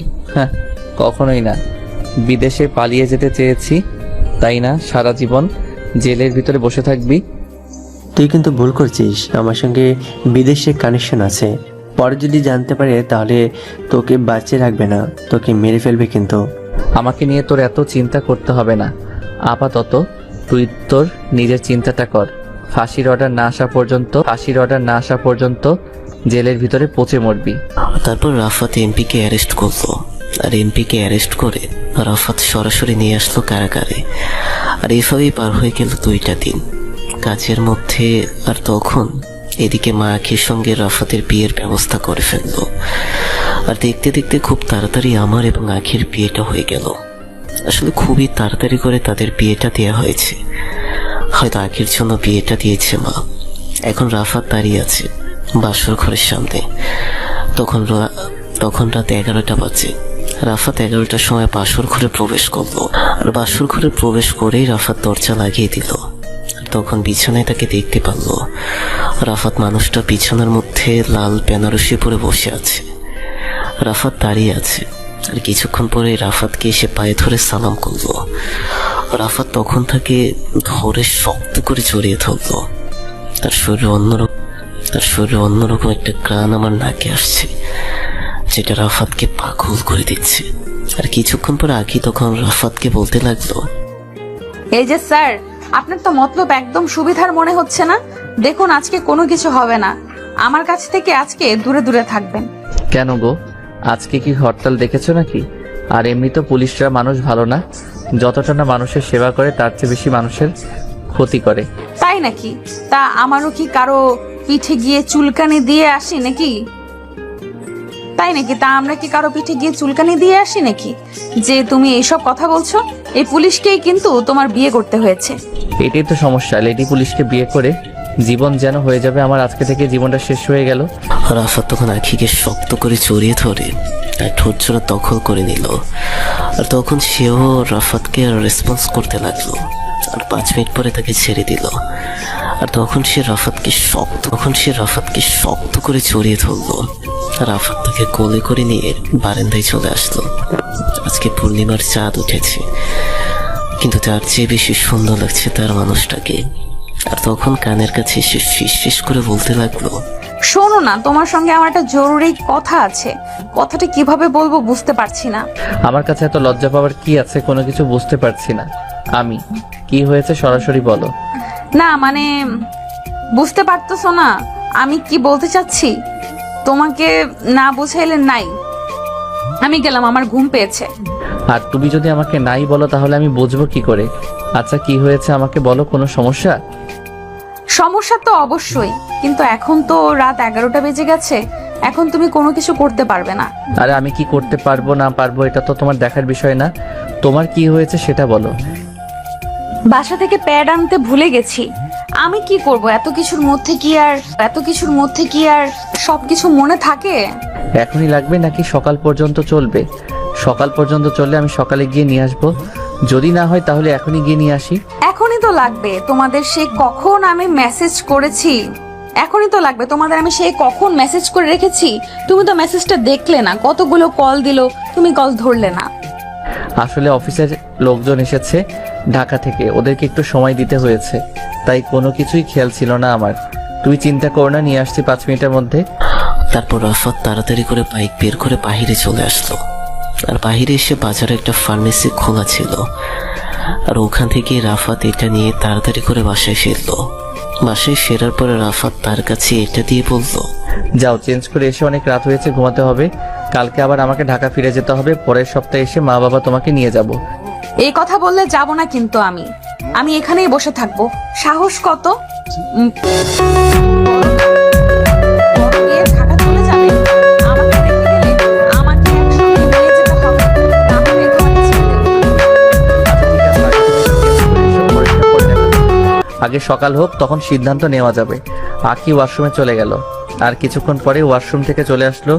আর এসেই আমার বুকের উপর শুয়ে পড়লো। আর তখন আমার কানের কাছে এসে বলতে লাগলো,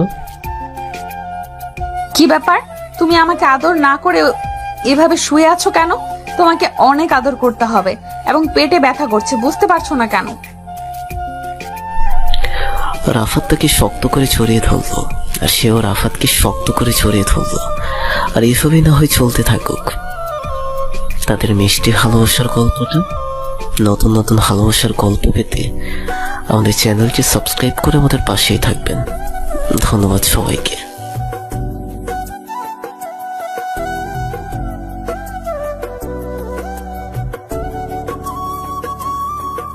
ভাইরাস আরও 4 ধরনের ভাইরাস ছড়িয়ে দেয় তার ফোনে, যাতে সে এই ফোনের মাধ্যমে আর কোনো রকম অশ্লীল ভিডিও রেকর্ড করতে না পারে। ধীরে ধীরে ফোনের গ্যালারি থেকে TTPE and WWIOU ডিভাইসের মাধ্যমে গ্যালারির মধ্যে থাকা সকল রকমের ডাটা নিজের হাতে নিয়ে আসে। সাথে সাথে ফোনটা অকেজো হয়ে যায়। সকল রকম ভিডিও এবং কন্ট্রাক্ট নম্বর এবং ফোনের সকল রকম আয়ত্ত নিজের আয়ত্তে নিয়ে আসে। সাথে সাথে ওদিকে সিগন্যাল পেয়ে যায় রাকিব দ্রুত ব্রাউজার থেকে বেরিয়ে যায় আর ফোন করে ভিক্টরকে বলে ওঠে, ভাই আমি বেরিয়ে গেছি, আপনি সব রকম ডাটা সংরক্ষণ করছেন তো? আমি যে কাজে হাত দিই সে কাজটা সম্পূর্ণ না করা অবধি ছাড়ি না। ওকে ভাই, ঠিক আছে। তারপর রাকিব ফোন কেটে দেয়।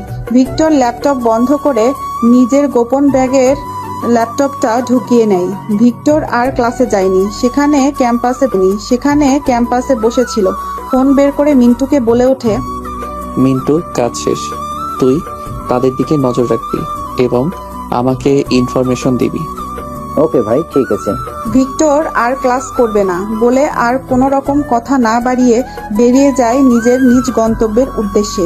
এদিকে রকি লিখনকে বলছে, জানিস আজকে রাতে আবার একজনকে ব্ল্যাকমেল করব, দেখি সে কি বলে। ভিডিও করে রেখেছি রে। দেখ, এমনি তুই অনেক বড় অপরাধ করছিস, বিভিন্ন খারাপ কাজের সাথে যুক্ত আছিস, সাথে আমিও। আবার তুই এসব করছিস মানে তুই নিজের কবর নিজেই করেছিস। এসব বলে তারাও ভার্সিটির ক্যাম্পাস থেকে বেরিয়ে যায় ধীরে ধীরে।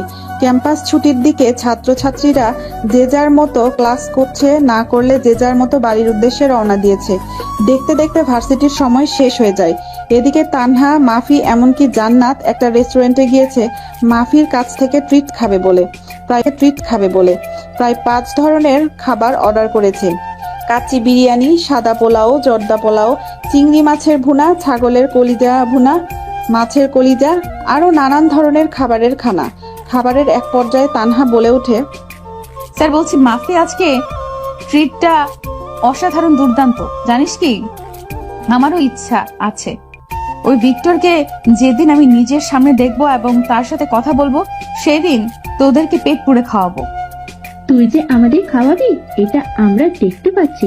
তুই যে কত দিনে ধরিস আর কত দিনে যে খাওয়াস ততদিনে আমরাই না হয় খাওয়া হয়ে যাই। আরে পাগলি, ওই ব্যাটাকে আমি ধরেই ছাড়বো। চারদিকে আমি আমার খোঁচর লাগিয়েছি, জানিস আমার কত দিনের ইচ্ছা। তাকে আমি দেখবো কি করে, তার সাথে কথা বলবো কি করে, জানিস তার সবচেয়ে আমার কোনটা ভালো লাগে? তার কথা বলার স্টাইল, তার হাঁটা চলার স্টাইল, তার খুন করার স্টাইল। I am impressed. হয়েছে তানহা, তুই থাম। যদি জানতে পারে তুই তাকে নিয়ে সমালোচনা করছিস তাহলে তোকে আগে বিয়ে করবে, তারপরে তোর সাথে ওই ভিক্টর কি করবে তুই নিজেও ভাবতে পারবি না। পরেটা পরে দেখা যাবে, এখন যেটা হবে শুধু সেটা নিয়ে ভাব। আর হ্যাঁ, তোদেরকে আমি বলতে ভুলে গেছি, কালকে আমি দেখা করতে যাচ্ছি ওই অফিসার নীরবের সাথে। ভার্সিটিতে যে মেয়েটা ফাঁসি লাগিয়েছিল ওর রিপোর্টটা কি বেরিয়েছে সেটা জানার জন্য। তোরা কি যাবি? না রে, আমার যাওয়া হবে না, কারণ ভাইয়া সব জানতে পারলে ভীষণ বকা দেবে আমাকে। একদিন তোর ভাইকে আমার সাথে দেখা করাস। আর জান্নাত, তুই যাবি নাকি আমার সাথে দেখা করতে? না রে, আমিও যেতে পারবো না, কারণ তুই যাবি তোর সাংবাদিকতার রিপোর্টের জন্য, তুই যাবি তদন্ত করতে, আর আমি কি জন্য যাব? ওকে, ঠিক আছে, এখন তাহলে চল, কারণ কালকে আমায় আবার দেখা করতে হবে পুলিশ অফিসার নীরবের সাথে। ওই কেসটার ব্যাপারে কেন সে ফাঁসি লাগিয়েছে এটা নিয়ে অনেক তদন্ত করতে হবে এবং মানুষকে জানাতে হবে এর আসল সত্যি কাহিনীটা কি। ওকে, ঠিক আছে, চল। রেস্টুরেন্ট থেকে বেরিয়ে যে যার মতো বাড়ির উদ্দেশ্যে রওনা দেয়। তারপর তারা তাদের নিজেদের নিজ বাড়িতে পৌঁছে যায়। এদিকে ভিক্টর তার বাংলোতে এসে তার সাইবার ওয়ার্ল্ডের সিক্রেট রুমে প্রবেশ করে। সেখানে রাকিব বসে আছে আগে থেকেই।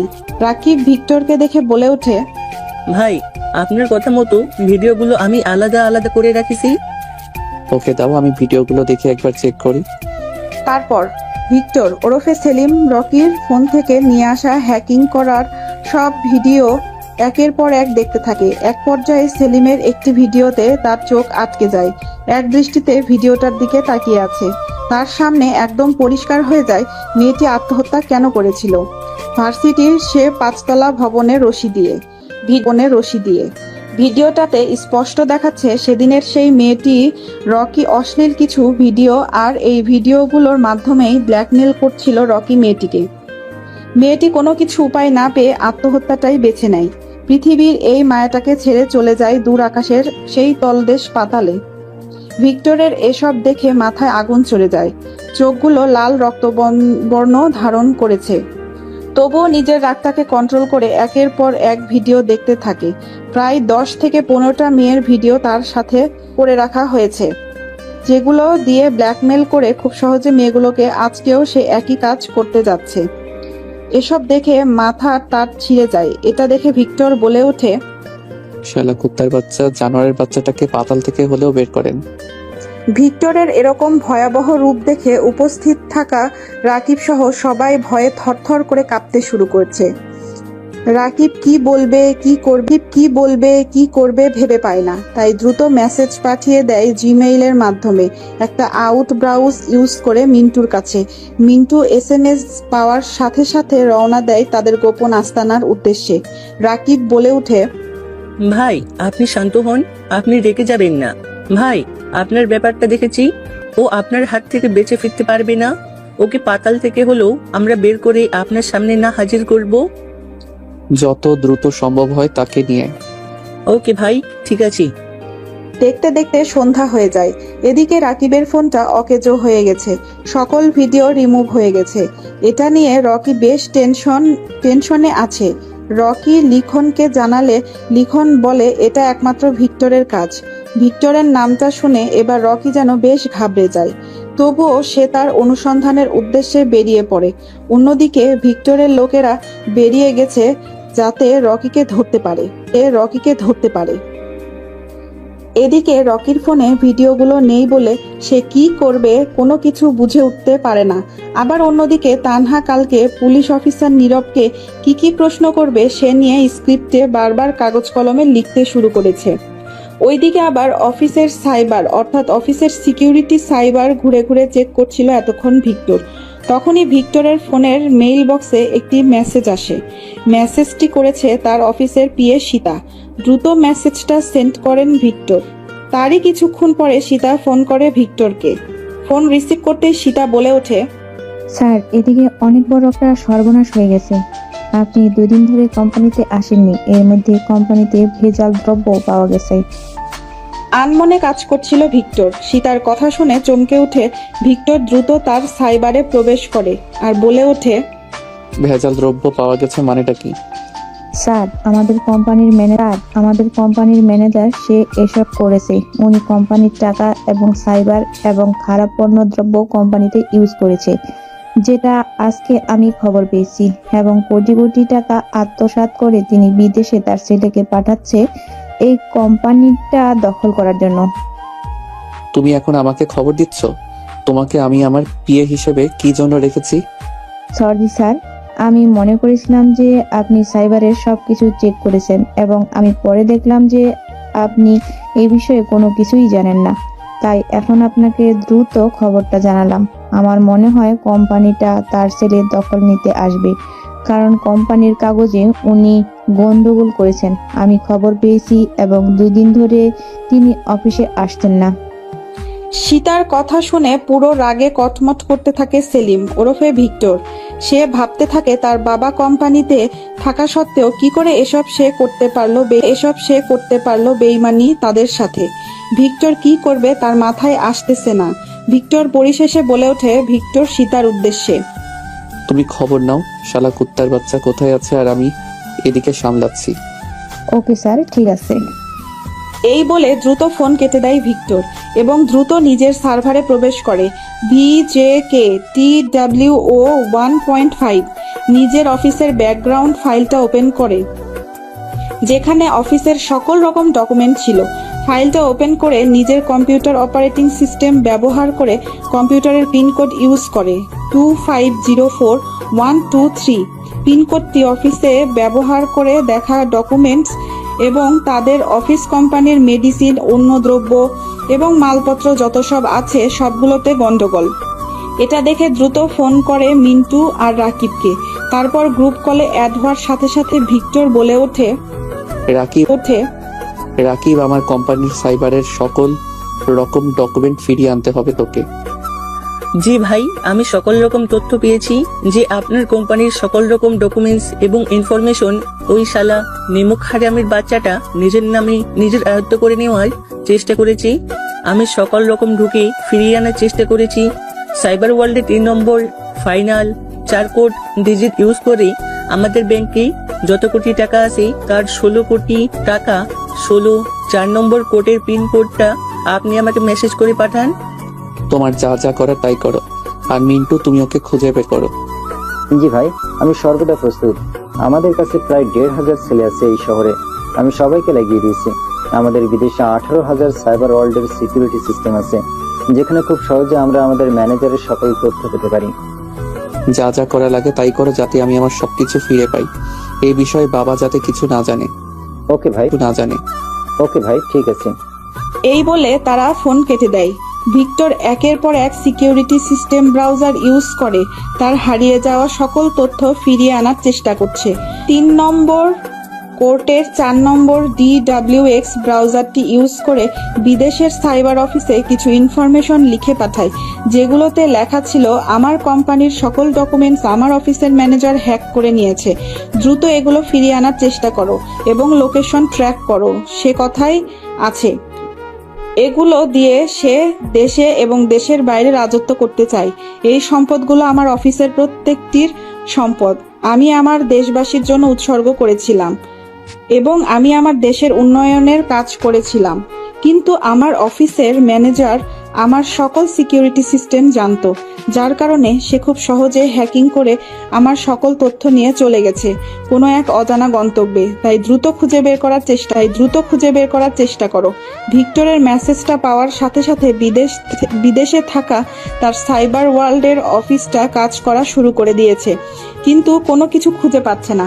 ভিক্টর একের পর এক ব্রাউজ ইউজ করে চলেছে। এদিকে তানহা কাল সে কলেজের ব্যাপারটা নিয়ে পুলিশ অফিসার নীরবের সাথে কথা বলবে বলে পূর্ব প্রস্তুতি নিচ্ছে এবং তার অফিসের সিনিয়র অফিসারকে ফোন করে বলে ওঠে, স্যার আমি তানহা বলছি। স্যার আমাদের কলেজে যে মেয়েটি ফাঁসি লাগিয়েছিল তার ফরেন্সিক ল্যাব রিপোর্টটি এসেছে, তো আমি চাচ্ছি পুলিশ অফিসার নীরবের সাথে কথা বলতে। আপনি কি বলেন? হ্যাঁ ঠিক আছে, তুমি সকল রকম তথ্য ইনফরমেশন ভালো করে পুলিশ অফিসার নীরবের কাছ থেকে সকল ইনফরমেশন কালেক্ট করে তুমি আমাদের অফিসে চলে আসবে। ঠিক আছে স্যার, আমি চাচ্ছি যে কাল সকালে অফিসে নীরবের সাথে আমি কথা বলবো। তার আগে আপনি ওনাকে জানিয়ে দিবেন যে আমি ওনার অফিসে যাচ্ছি। যদি উনি আমাদের সাথে কথা বলতে না চান, তাই আপনি ওনাকে আগে থেকে জানিয়ে দিবেন। ওকে ঠিক আছে তানহা, আমি তাকে জানিয়ে দেব। তুমি সকল রকম পূর্ব প্রস্তুতি নিয়ে নেবে। ওকে স্যার, ঠিক আছে, আমি পূর্ণ প্রস্তুতি নিয়ে যাব এবং আপনি আগে থেকে জানিয়ে দিবেন। তাহলে স্যার এখন রাখি, গুড নাইট, শুভরাত্রি। এই কথা বলে ফোন কেটে দেয় তানহা। এদিকে এখনো ভিক্টর একের পর এক ব্রাউজার ইউজ করে তার সকল ডকুমেন্টস ফিরিয়ে আনার চেষ্টা করছে। ওদিকে বিদেশি সাইবার অফিসে হ্যাকিং হয়ে যাওয়া অফিসের ডকুমেন্টস ফিরিয়ে আনার চেষ্টা করছে, কিন্তু কোনো কুলকিনারা করতে পারছে না, কেননা সকল ডকুমেন্টস সাইবার ওয়ার্ল্ডের অফিস হ্যাকার DW125 অফিসের সকল ফাইল ডকুমেন্টস চুরি করে বর্তমানে নিজের কাছেই রেখেছে। তাই সেলিম অর্থাৎ ভিক্টর কোনো কিছু করতে পারছে না। অফিসের এত সব ঘটনা ঘটেছে, অথচ সেলিম ওরফে ভিক্টরের পরিবার কোনো কিছুই জানে না। এদিকে রকির ফোন থেকে ভিডিওগুলো হ্যাকিং করে নিয়ে আসার পরে কিছু ভিডিও নিজের কাছে রাখে আর কিছু ডিলিট করে দেয়। এদিকে রকি আজকে তো সেই অপকর্ম কাজের জন্য বেরিয়ে গেছে একটি নাইট ক্লাবে। অনেক পার্টি করে রকি ও লিখন, তারপর তারা নিজেদের বাড়ির উদ্দেশ্যে রওনা দেয়। গাড়িতে মিম, রকি আর লিখন আছে। তারপর রকি সেই গাড়িটা স্টার্ট দেয়। কিছুক্ষণ খানিক কিছু পথ চলার পরে গাড়িটা নিজে থেকেই নষ্ট হয়ে যায়, স্টার্ট বন্ধ হয়ে যায় গাড়ির। তাই লিখন, রকি এবং মিম গাড়ি থেকে নেমে আসে। গাড়ির অবস্থা নাজেহাল, তাই রকি বলে ওঠে, হে লিটন, তুই গাড়িটাকে মেরামত করে নিয়ে আসিস, ততক্ষণ আমি রওনা দেই এনজয় করার জন্য। কিন্তু আমি এই জনশূন্য এলাকায় একাই থাকবো, আর তোরা চলে যাবি আমায় রেখে। ওহ লিটন, কি সব রাবিশ কথা বলছিস? তুই গাড়ি মেরামত করে চলে আসিস, আমরা আসি। ওকে ঠিক আছে, তোরা যেহেতু যেতে চাইছিস যা তো, এনজয় ভালো করে করিস, ঠিক আছে? আর একটু সাবধানে থাকবি, কারণ ভিক্টর পুরো এলাকাতে তোদের খুঁজে বেড়াচ্ছে, আমি খবর পেয়েছিলাম। তাই এনজয় ইজ লাইফ। ওকে ভাই, ঠিক আছে। তারপর রকি এবং মিম বেরিয়ে যায় পায়ে হেঁটে তাদের নিজ গন্তব্যের উদ্দেশ্যে। এদিকে লিখন গাড়িটাকে মেরামত করতে লেগে পড়ে উঠেছে। এই জনশূন্য এলাকা নিস্তব্ধ পরিবেশে রাস্তার দুই পাশে গাছের সারি দিয়ে চলে গেছে। এই পাকা রাস্তাটি বেশ ভালোই অন্ধকার, চাঁদের আলো, আকাশের তারা, বেশ হালকা আলো আছে, পরিবেশটা মনোমুগ্ধকর। রাত 12টা কিংবা 12:30 বাজে। পায়ে হেঁটে দুজনে এগিয়ে যাচ্ছে তাদের অজানা নিজ গন্তব্যের উদ্দেশ্যে। রাস্তার দুই পাশে পাখির কিচিরমিচির শব্দ, রাস্তার দুই সাইডে ঝোপঝাড়ের পাতা নড়াচড়ার আওয়াজ, বেশ পরিবেশটা ভয়ঙ্কর হয়ে উঠেছে। তবুও তারা সেদিকে লক্ষ্য না করে এগিয়ে যেতে নিয়েছে। খানিকটা দূরে দেখা যাচ্ছে গাড়ির আলোর বাতি জ্বলছে। দুজনে সেই গাড়ির আলোকে অনুসরণ করে এগিয়ে যেতে নিয়েছে। রাস্তা ধরে হাঁটতে হাঁটতে কয়েক মিনিটের মধ্যে গাড়ির কাছে এসে পৌঁছায় তারা। গাড়ির ড্রাইভার এই জনশূন্য এলাকায় তার যাত্রীদের পৌঁছে দিয়ে নিজের গন্তব্যে যাচ্ছিল। হঠাৎ তার স্মোকিং করার নেশা লাগে, তাই সে গাড়ির পাশে রেখে স্মোকিং করতে থাকে। আর সেখানে রকি ও মিম পৌঁছে যায়। রকি বলে ওঠে, হে ড্রাইভার, আমাদের AIFC রোডে পৌঁছে দেবে, বিনিময়ে তোমাকে ডবল টাকা দেওয়া হবে। লোকটা হঠাৎ করে এমন কারো গলার শব্দ শুনতে পেয়ে পিছনে ঘুরে তাকিয়ে দেখতে পায় একটি ছেলে ও একটি মেয়ে দাঁড়িয়ে আছে। দেখে মনে হচ্ছে মাতাল অবস্থা, মদ খেয়েছে।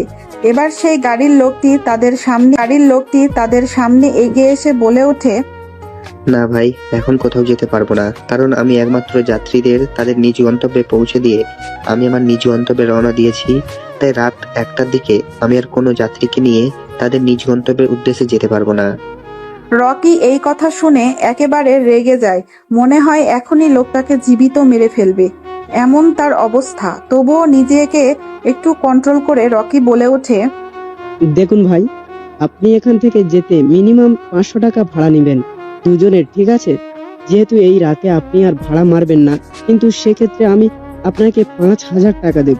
তবুও কি আপনি আমাদের পৌঁছে দেবেন না আমাদের নিজের গন্তব্যের উদ্দেশ্যে? 5000 টাকা দেবেন? তাহলে তো যাওয়া যায়, তবে টাকাটা আমাকে অগ্রিম দিতে হবে, এবং আমি আপনাদের নিজ গন্তব্যে পৌঁছে দেওয়ার সাথে সাথে আপনারা গাড়ি থেকে নেমে যাবেন, কারণ অনেক সময় তাদের বাড়িতে পৌঁছে দাও মালপত্র, এসব আমার ভালো লাগে না, আমার ভালো লাগে না। আপনারা নিজেদের মালপত্র নিজেরাই বাড়িতে ভেতরে নিয়ে যাবেন। ভাই, তোর গাড়িতে কোনো কিছুই নিয়ে যেতে হবে না, তুই শুধু আমাদের দুইজনকেই নিয়ে যাবি, আর তোকে কিছু করতেই হবে না। এই নে তোর 5000 টাকা। ওকে চলেন, যেতে 5000 টাকা দিচ্ছেন, আর আপনারা দুজন মাত্র, তাই পৌঁছে দিচ্ছি। আর এই রাতেই পাবনার কোথাও যাবেন, আসুন গাড়ির ভিতরে বসুন, আর আপনাদের ঠিকানাটা বলুন। আমি আপনাদের নিজ গন্তব্যের উদ্দেশ্যে পৌঁছে দিয়ে আমি আমার নিজ গন্তব্যের উদ্দেশ্যে বেরিয়ে যাব। তারপর লোকটি রকি আর মিমকে নিয়ে তাদের নিজ গন্তব্যের উদ্দেশ্যে বেরিয়ে পড়ে। এদিকে লিখন একাই গাড়ি ঠিক করতে লেগে পড়েছে। খানিকটা কিছু পথ যেতে না যেতেই মিম নামের সেই মেয়েটিকে রকি তার নিজের কোলে এনে বসায়। ড্রাইভার সব তার সামনে থাকা গাড়ির গ্লাসে দেখতে পাচ্ছে। এবার রকি মেয়েটির সাথে অশ্লীল কাজে মেতে ওঠে। রকি এরপর সারা শরীরে হাত দিতে থাকে। ড্রাইভার এসব দেখছে।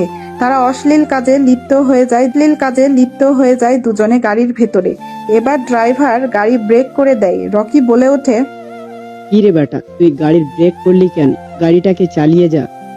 রকির এই কথা শুনে এবার গাড়ির ড্রাইভার বেশ রেগে যায়। বেশ জোরে চিৎকার দিয়ে গাড়ির ড্রাইভার এইবার রকির উদ্দেশ্যে বলে ওঠে, দেখ ভাই, তুই আমারে 5000 টাকা দিতে চেয়েছিস, আমি রাজি হয়েছি, তাই তোদের গাড়িতে নিয়ে তোদের নিজ গন্তব্যের দেশে পৌঁছে দিছি।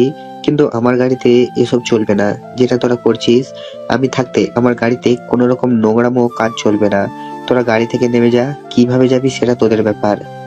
আরে আমরা কি করছি না করছি এদিকে তুই কেন দেখছিস? তুই গাড়ি চালিয়ে যা, টাকা নিয়ে নিস প্রয়োজনে, তোকে আরো 5,000 টাকা বেশি দেব, তবুও আমাদের নিয়ে চল। আর আমরা এদিকে কি করছি না করছি এটা দেখার তোর দরকার কি? তুই ড্রাইভারের মতো থাক।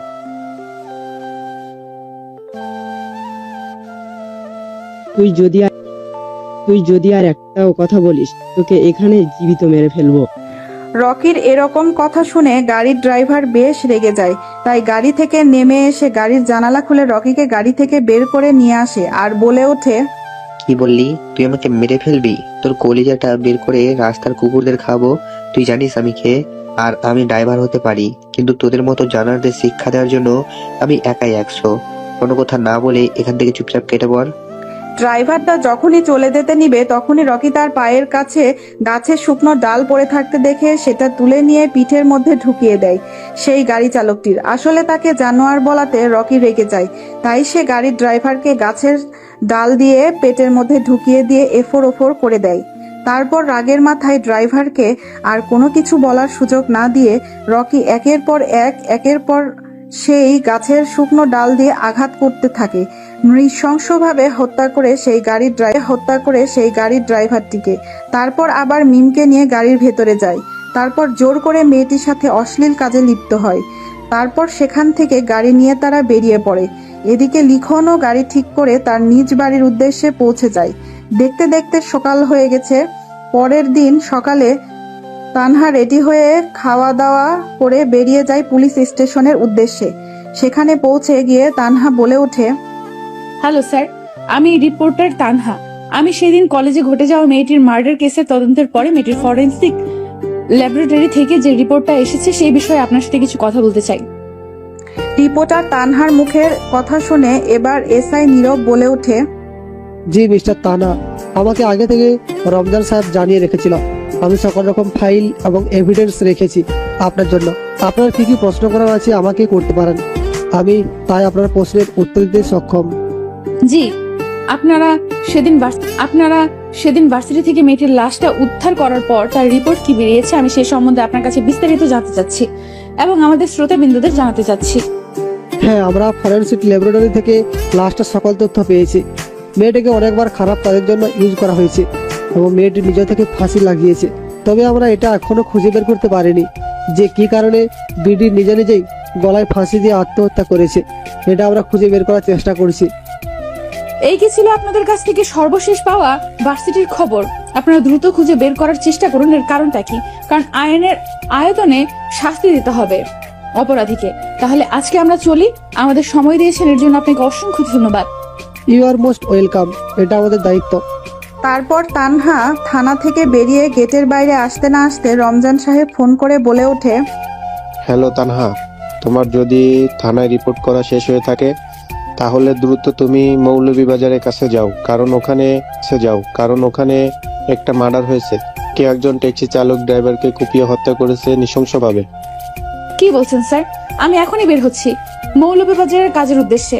আপনি আমাদের কয়েকজন রিপোর্টার সাহেবকে পাঠিয়ে দিন যাতে তদন্ত করতে অসুবিধা না হয়। আমি কিছু অফিসার পাঠিয়ে দিচ্ছি, দ্রুত তুমি সবকিছুর ব্যবস্থা করো। Okay sir. তানহা এই বলে ফোন কেটে দেয় মৌলভীবাজারে যাওয়ার উদ্দেশ্যে। এদিকে ভিক্টর দিনরাত জেগে তার অফিসের সকল রকম ডকুমেন্টস ফিরিয়ে আনার চেষ্টা করছে। তার অফিস থেকে ফোন করেছে রাকিব, পেয়েছে মেইল আইডিতে লিংক জিপিএস লেখা আছে GHOP হাউসওয়াইফ ফাইল নামে। এটি একটি অফিসের সিকিউরিটি সিস্টেমে লক করে রাখা হয়েছে। সকল ডকুমেন্টস থেকে জানা গেছে তারা দেশে আছে, কিন্তু তাদের সকল সম্পদ দেশের বাইরে রাখা হয়েছে। এই খবরটা পেয়ে রাকিব দ্রুত ফোন করে ভিক্টরকে ফোন রিসিভ করতেই রাকিব বলে ওঠে, হ্যালো ভাই, খবর পেয়েছি বর্তমানে রাখা হয়েছে এবং তারা এখনো দেশের ভেতরে আছে, দেশের বাইরে যায়নি। আমরা খুব সহজেই তাদেরকে ধরতে পারবো। এই কথা শুনে যেন রাগে ফেটে যাচ্ছে ভিক্টর। গোপন সূত্রে বলে ওঠে, যত দ্রুত সম্ভব সে কোথায় আছে খোঁজ নেই। ওকে ভাই, দেখছি। ঠিক আছে। তারপর এদিকে তানহা বেরিয়ে যায় ঘটনাস্থলে। যাওয়ার জন্য কিছুক্ষণের মধ্যে ঘটনাস্থলে পৌঁছে যায় তানহা। সেখানে গিয়ে দেখতে পায় মানুষের বিশাল এক সমাবেশ লেগে গেছে। এত মানুষের ভিড় ঠেলে তানহা সামনে এগিয়ে যায়। সামনের মানুষগুলোকে হটিয়ে সামনের দিকে এগিয়ে ক্যামেরা ওপেন করে লাইভ অন টিভি চ্যানেল চালু করে বলে ওঠে, আমি আছি আপনাদের সাথে তানহা, লাইভ টিভি চ্যানেলের পক্ষ থেকে। আপনারা দেখতে পাচ্ছেন ইতিমধ্যে মৌলভীবাজারের কাছে বিরাট মানুষের সমাগম লেগে গেছে, কারণ এখানে একটা ট্যাক্সি ড্রাইভারকে হত্যা করা হয়েছে। তো আবার গাছের শুকনো ডাল দিয়ে তাই মানুষ দলে দলে এসে যোগদান করছে এই সমাবেশে। পুলিশ এসেছে তদন্ত করতে, লাশকে পাঠিয়ে দেওয়া হয়েছে ফরেন ল্যাবরেটরিতে। মানুষের সমাগম এবং ধীরে ধীরে মানুষ কমতে শুরু করেছে। চলুন আমরা তাহলে ঘুরে আসি ইন্সপেক্টর নীরবের কাছ থেকে। হ্যালো স্যার, আপনাদের কি মনে হয় এই খুনটা কে করতে পারে? রিপোর্টার তানহার কথা শুনে পুলিশ ইন্সপেক্টর এসআই নীরব পেছন ঘুরে তাকায় এবং তানহার বলা কথার প্রতি উত্তর দিয়ে বলে ওঠে, দেখুন, আমরা এই মুহূর্তে কোনো কিছু বলতে পারছি না, তবে লাশটার পরীক্ষা নিরীক্ষা করার পরে আমরা জানতে পারবো, তখন আপনাদের আমরা ডেকে সবটা জানানোর চেষ্টা করব। আপনারা এতক্ষণ শুনছিলেন লাইভ টিভি টেলিকাস্ট, আর আমি আপনাদের সাথে ছিলাম তানহা। তো সর্বশেষ খবর পাওয়া এখান থেকেই শেষ। তো পরবর্তী খবর পেতে আমাদের পেজটি এবং ইউটিউব চ্যানেলটি ফলো করে রাখবেন। ধন্যবাদ। তানহা সেখান থেকে চলে যায়। দেখতে দেখতে বিকেল হয়ে যায়। বিকেলে ঘরের মধ্যে বসে তানহা কাজ করছে। তখনই ফোন আসে মাফির। তানহা রিসিভ করতেই বলে ওঠে, কিরে, তোর কি এখন আমার কথা মনে পড়লো যে তুই এখন আমাকে ফোন দিলি?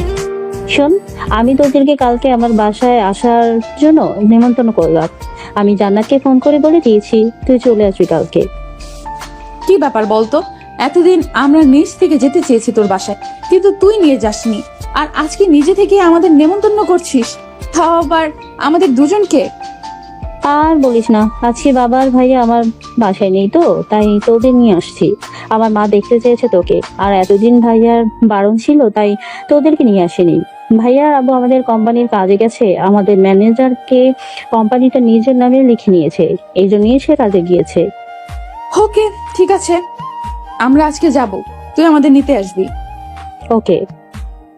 তারপর মাফি জান্নাতকে ফোন করে জান্নাত রিসিভ করতেই মাফি বলে ওঠে, হ্যালো জান্নাত, তোরা তানহার আজকে আমার বাসা নেমন্তন্ন, সময় মতো চলে আসিস। ওকে, ঠিক আছে রে, তুই যদি এতদিন পর দাওয়াত দিয়েছিস অবশ্যই আমি যাব, তবে আমাদের তোকে নিয়ে আসতে হবে, না হলে কিন্তু আমি যাব না। ওকে। তারপর মাফি ফোন কেটে দেয়। এদিকে ভিক্টর ও তার বাবা কোম্পানির অন্য ম্যানেজারদের সাথে এবং আরো অন্যান্য কোম্পানিদের সাথে মিটিং করছে, কিভাবে তাদের কোম্পানিটাকে ফিরিয়ে আনা যায়। একের পর এক কোম্পানির সাথে মিটিং করতেছে, ডকুমেন্ট ফাইল দেখাচ্ছে, সাইবার হ্যাক করে সবকিছু সেভার তদন্ত করে এনেছে। ভিক্টরের লোকেরা চারদিক দিয়ে খোঁজ খবর নেওয়া শুরু করেছে। এদিকে পুলিশ বাহিনী ও খোঁজ খবর লাগিয়ে দিয়েছে। অন্যদিকে দেখতে দেখতে সকাল হয়ে যায়। এদিকে রনি ও লিখন অবৈধ কিছু খাবার দেশের ভেতরে নিয়ে আসে। খবর পেয়ে ভিক্টরের লোকেরা বাধা দিতে গেছে। মাফির সাথে পরিচয় করে দেয়। জান্নাত ও তানহার সাথে পরিচয় হয়ে তারা খোশ গল্প করতে বসে যায়। আনন্দের মধ্যে দিয়ে দিনটি তাদের কেটে যায়। তারপর কিছু সময় পর তারা মাফির বাসা থেকে চলে যায়। মাফিও চলে আসে নিজের বাড়িতে, জান্নাত চলে যায় নিজের বাড়িতে, আর তানহা এখনো বাজারে কেনাকাটা করছে। কম্পিউটারের সার্ভারে বসে সেলিম রেজা ওরফে ভিক্টর কিছু একটা কারসাজি করছে। তখনই ফোন করে রাকিব আর বলে ওঠে, হ্যালো ভাই, বর্তমান রকি মৌলভীবাজারের 4 নম্বর গলি 3 নম্বর গোডাউনে আসে, এবং কালকে যে মার্ডারটা হয়েছিল ওই মার্ডারটার পেছনে রকির হাত আছে। আমরা একটা সিসিটিভি ফুটেজ দেখেছি এবং আপনার সাইবারের 420 ওয়ার্ল্ড ক্যাপ2 সাইবার হাউসের গ্রুপ নিয়ে দেখেছি। এখন আরেকটা চমক খবর দেওয়া হবে, সেটা আপনাকে মিন্টু কিছুক্ষণের মধ্যে জানাচ্ছি। ওকে, ঠিক আছে, আমি দেখছি চেক করে। এই বলে ফোন কেটে দেয় রাকিব। অফিসের সাইবারে বসে কাজ করতে থাকে ভিক্টর। এদিকে কিছুক্ষণের মধ্যে ফোন করে মিন্টু ভিক্টরকে। রিসিভ করেই বলে ওঠে, কি বলবি দ্রুত বল, কারণ আমাকে সেই জায়গায় আবার পৌঁছাতে হবে। ভিক্টরের মুখে এরকম রাগান্বিত কণ্ঠের গলার স্বর শুনতে পেয়ে মিন্টু ধীর গতিতে মৃদু কণ্ঠে বলে ওঠে, ভাই আপনাকে রাকিব এতক্ষণ সাইবারের কথা বলেছে, আর আমি বলবো একটা চমৎকার খবর, আপনি শুনলে নিজেও অবাক হবেন।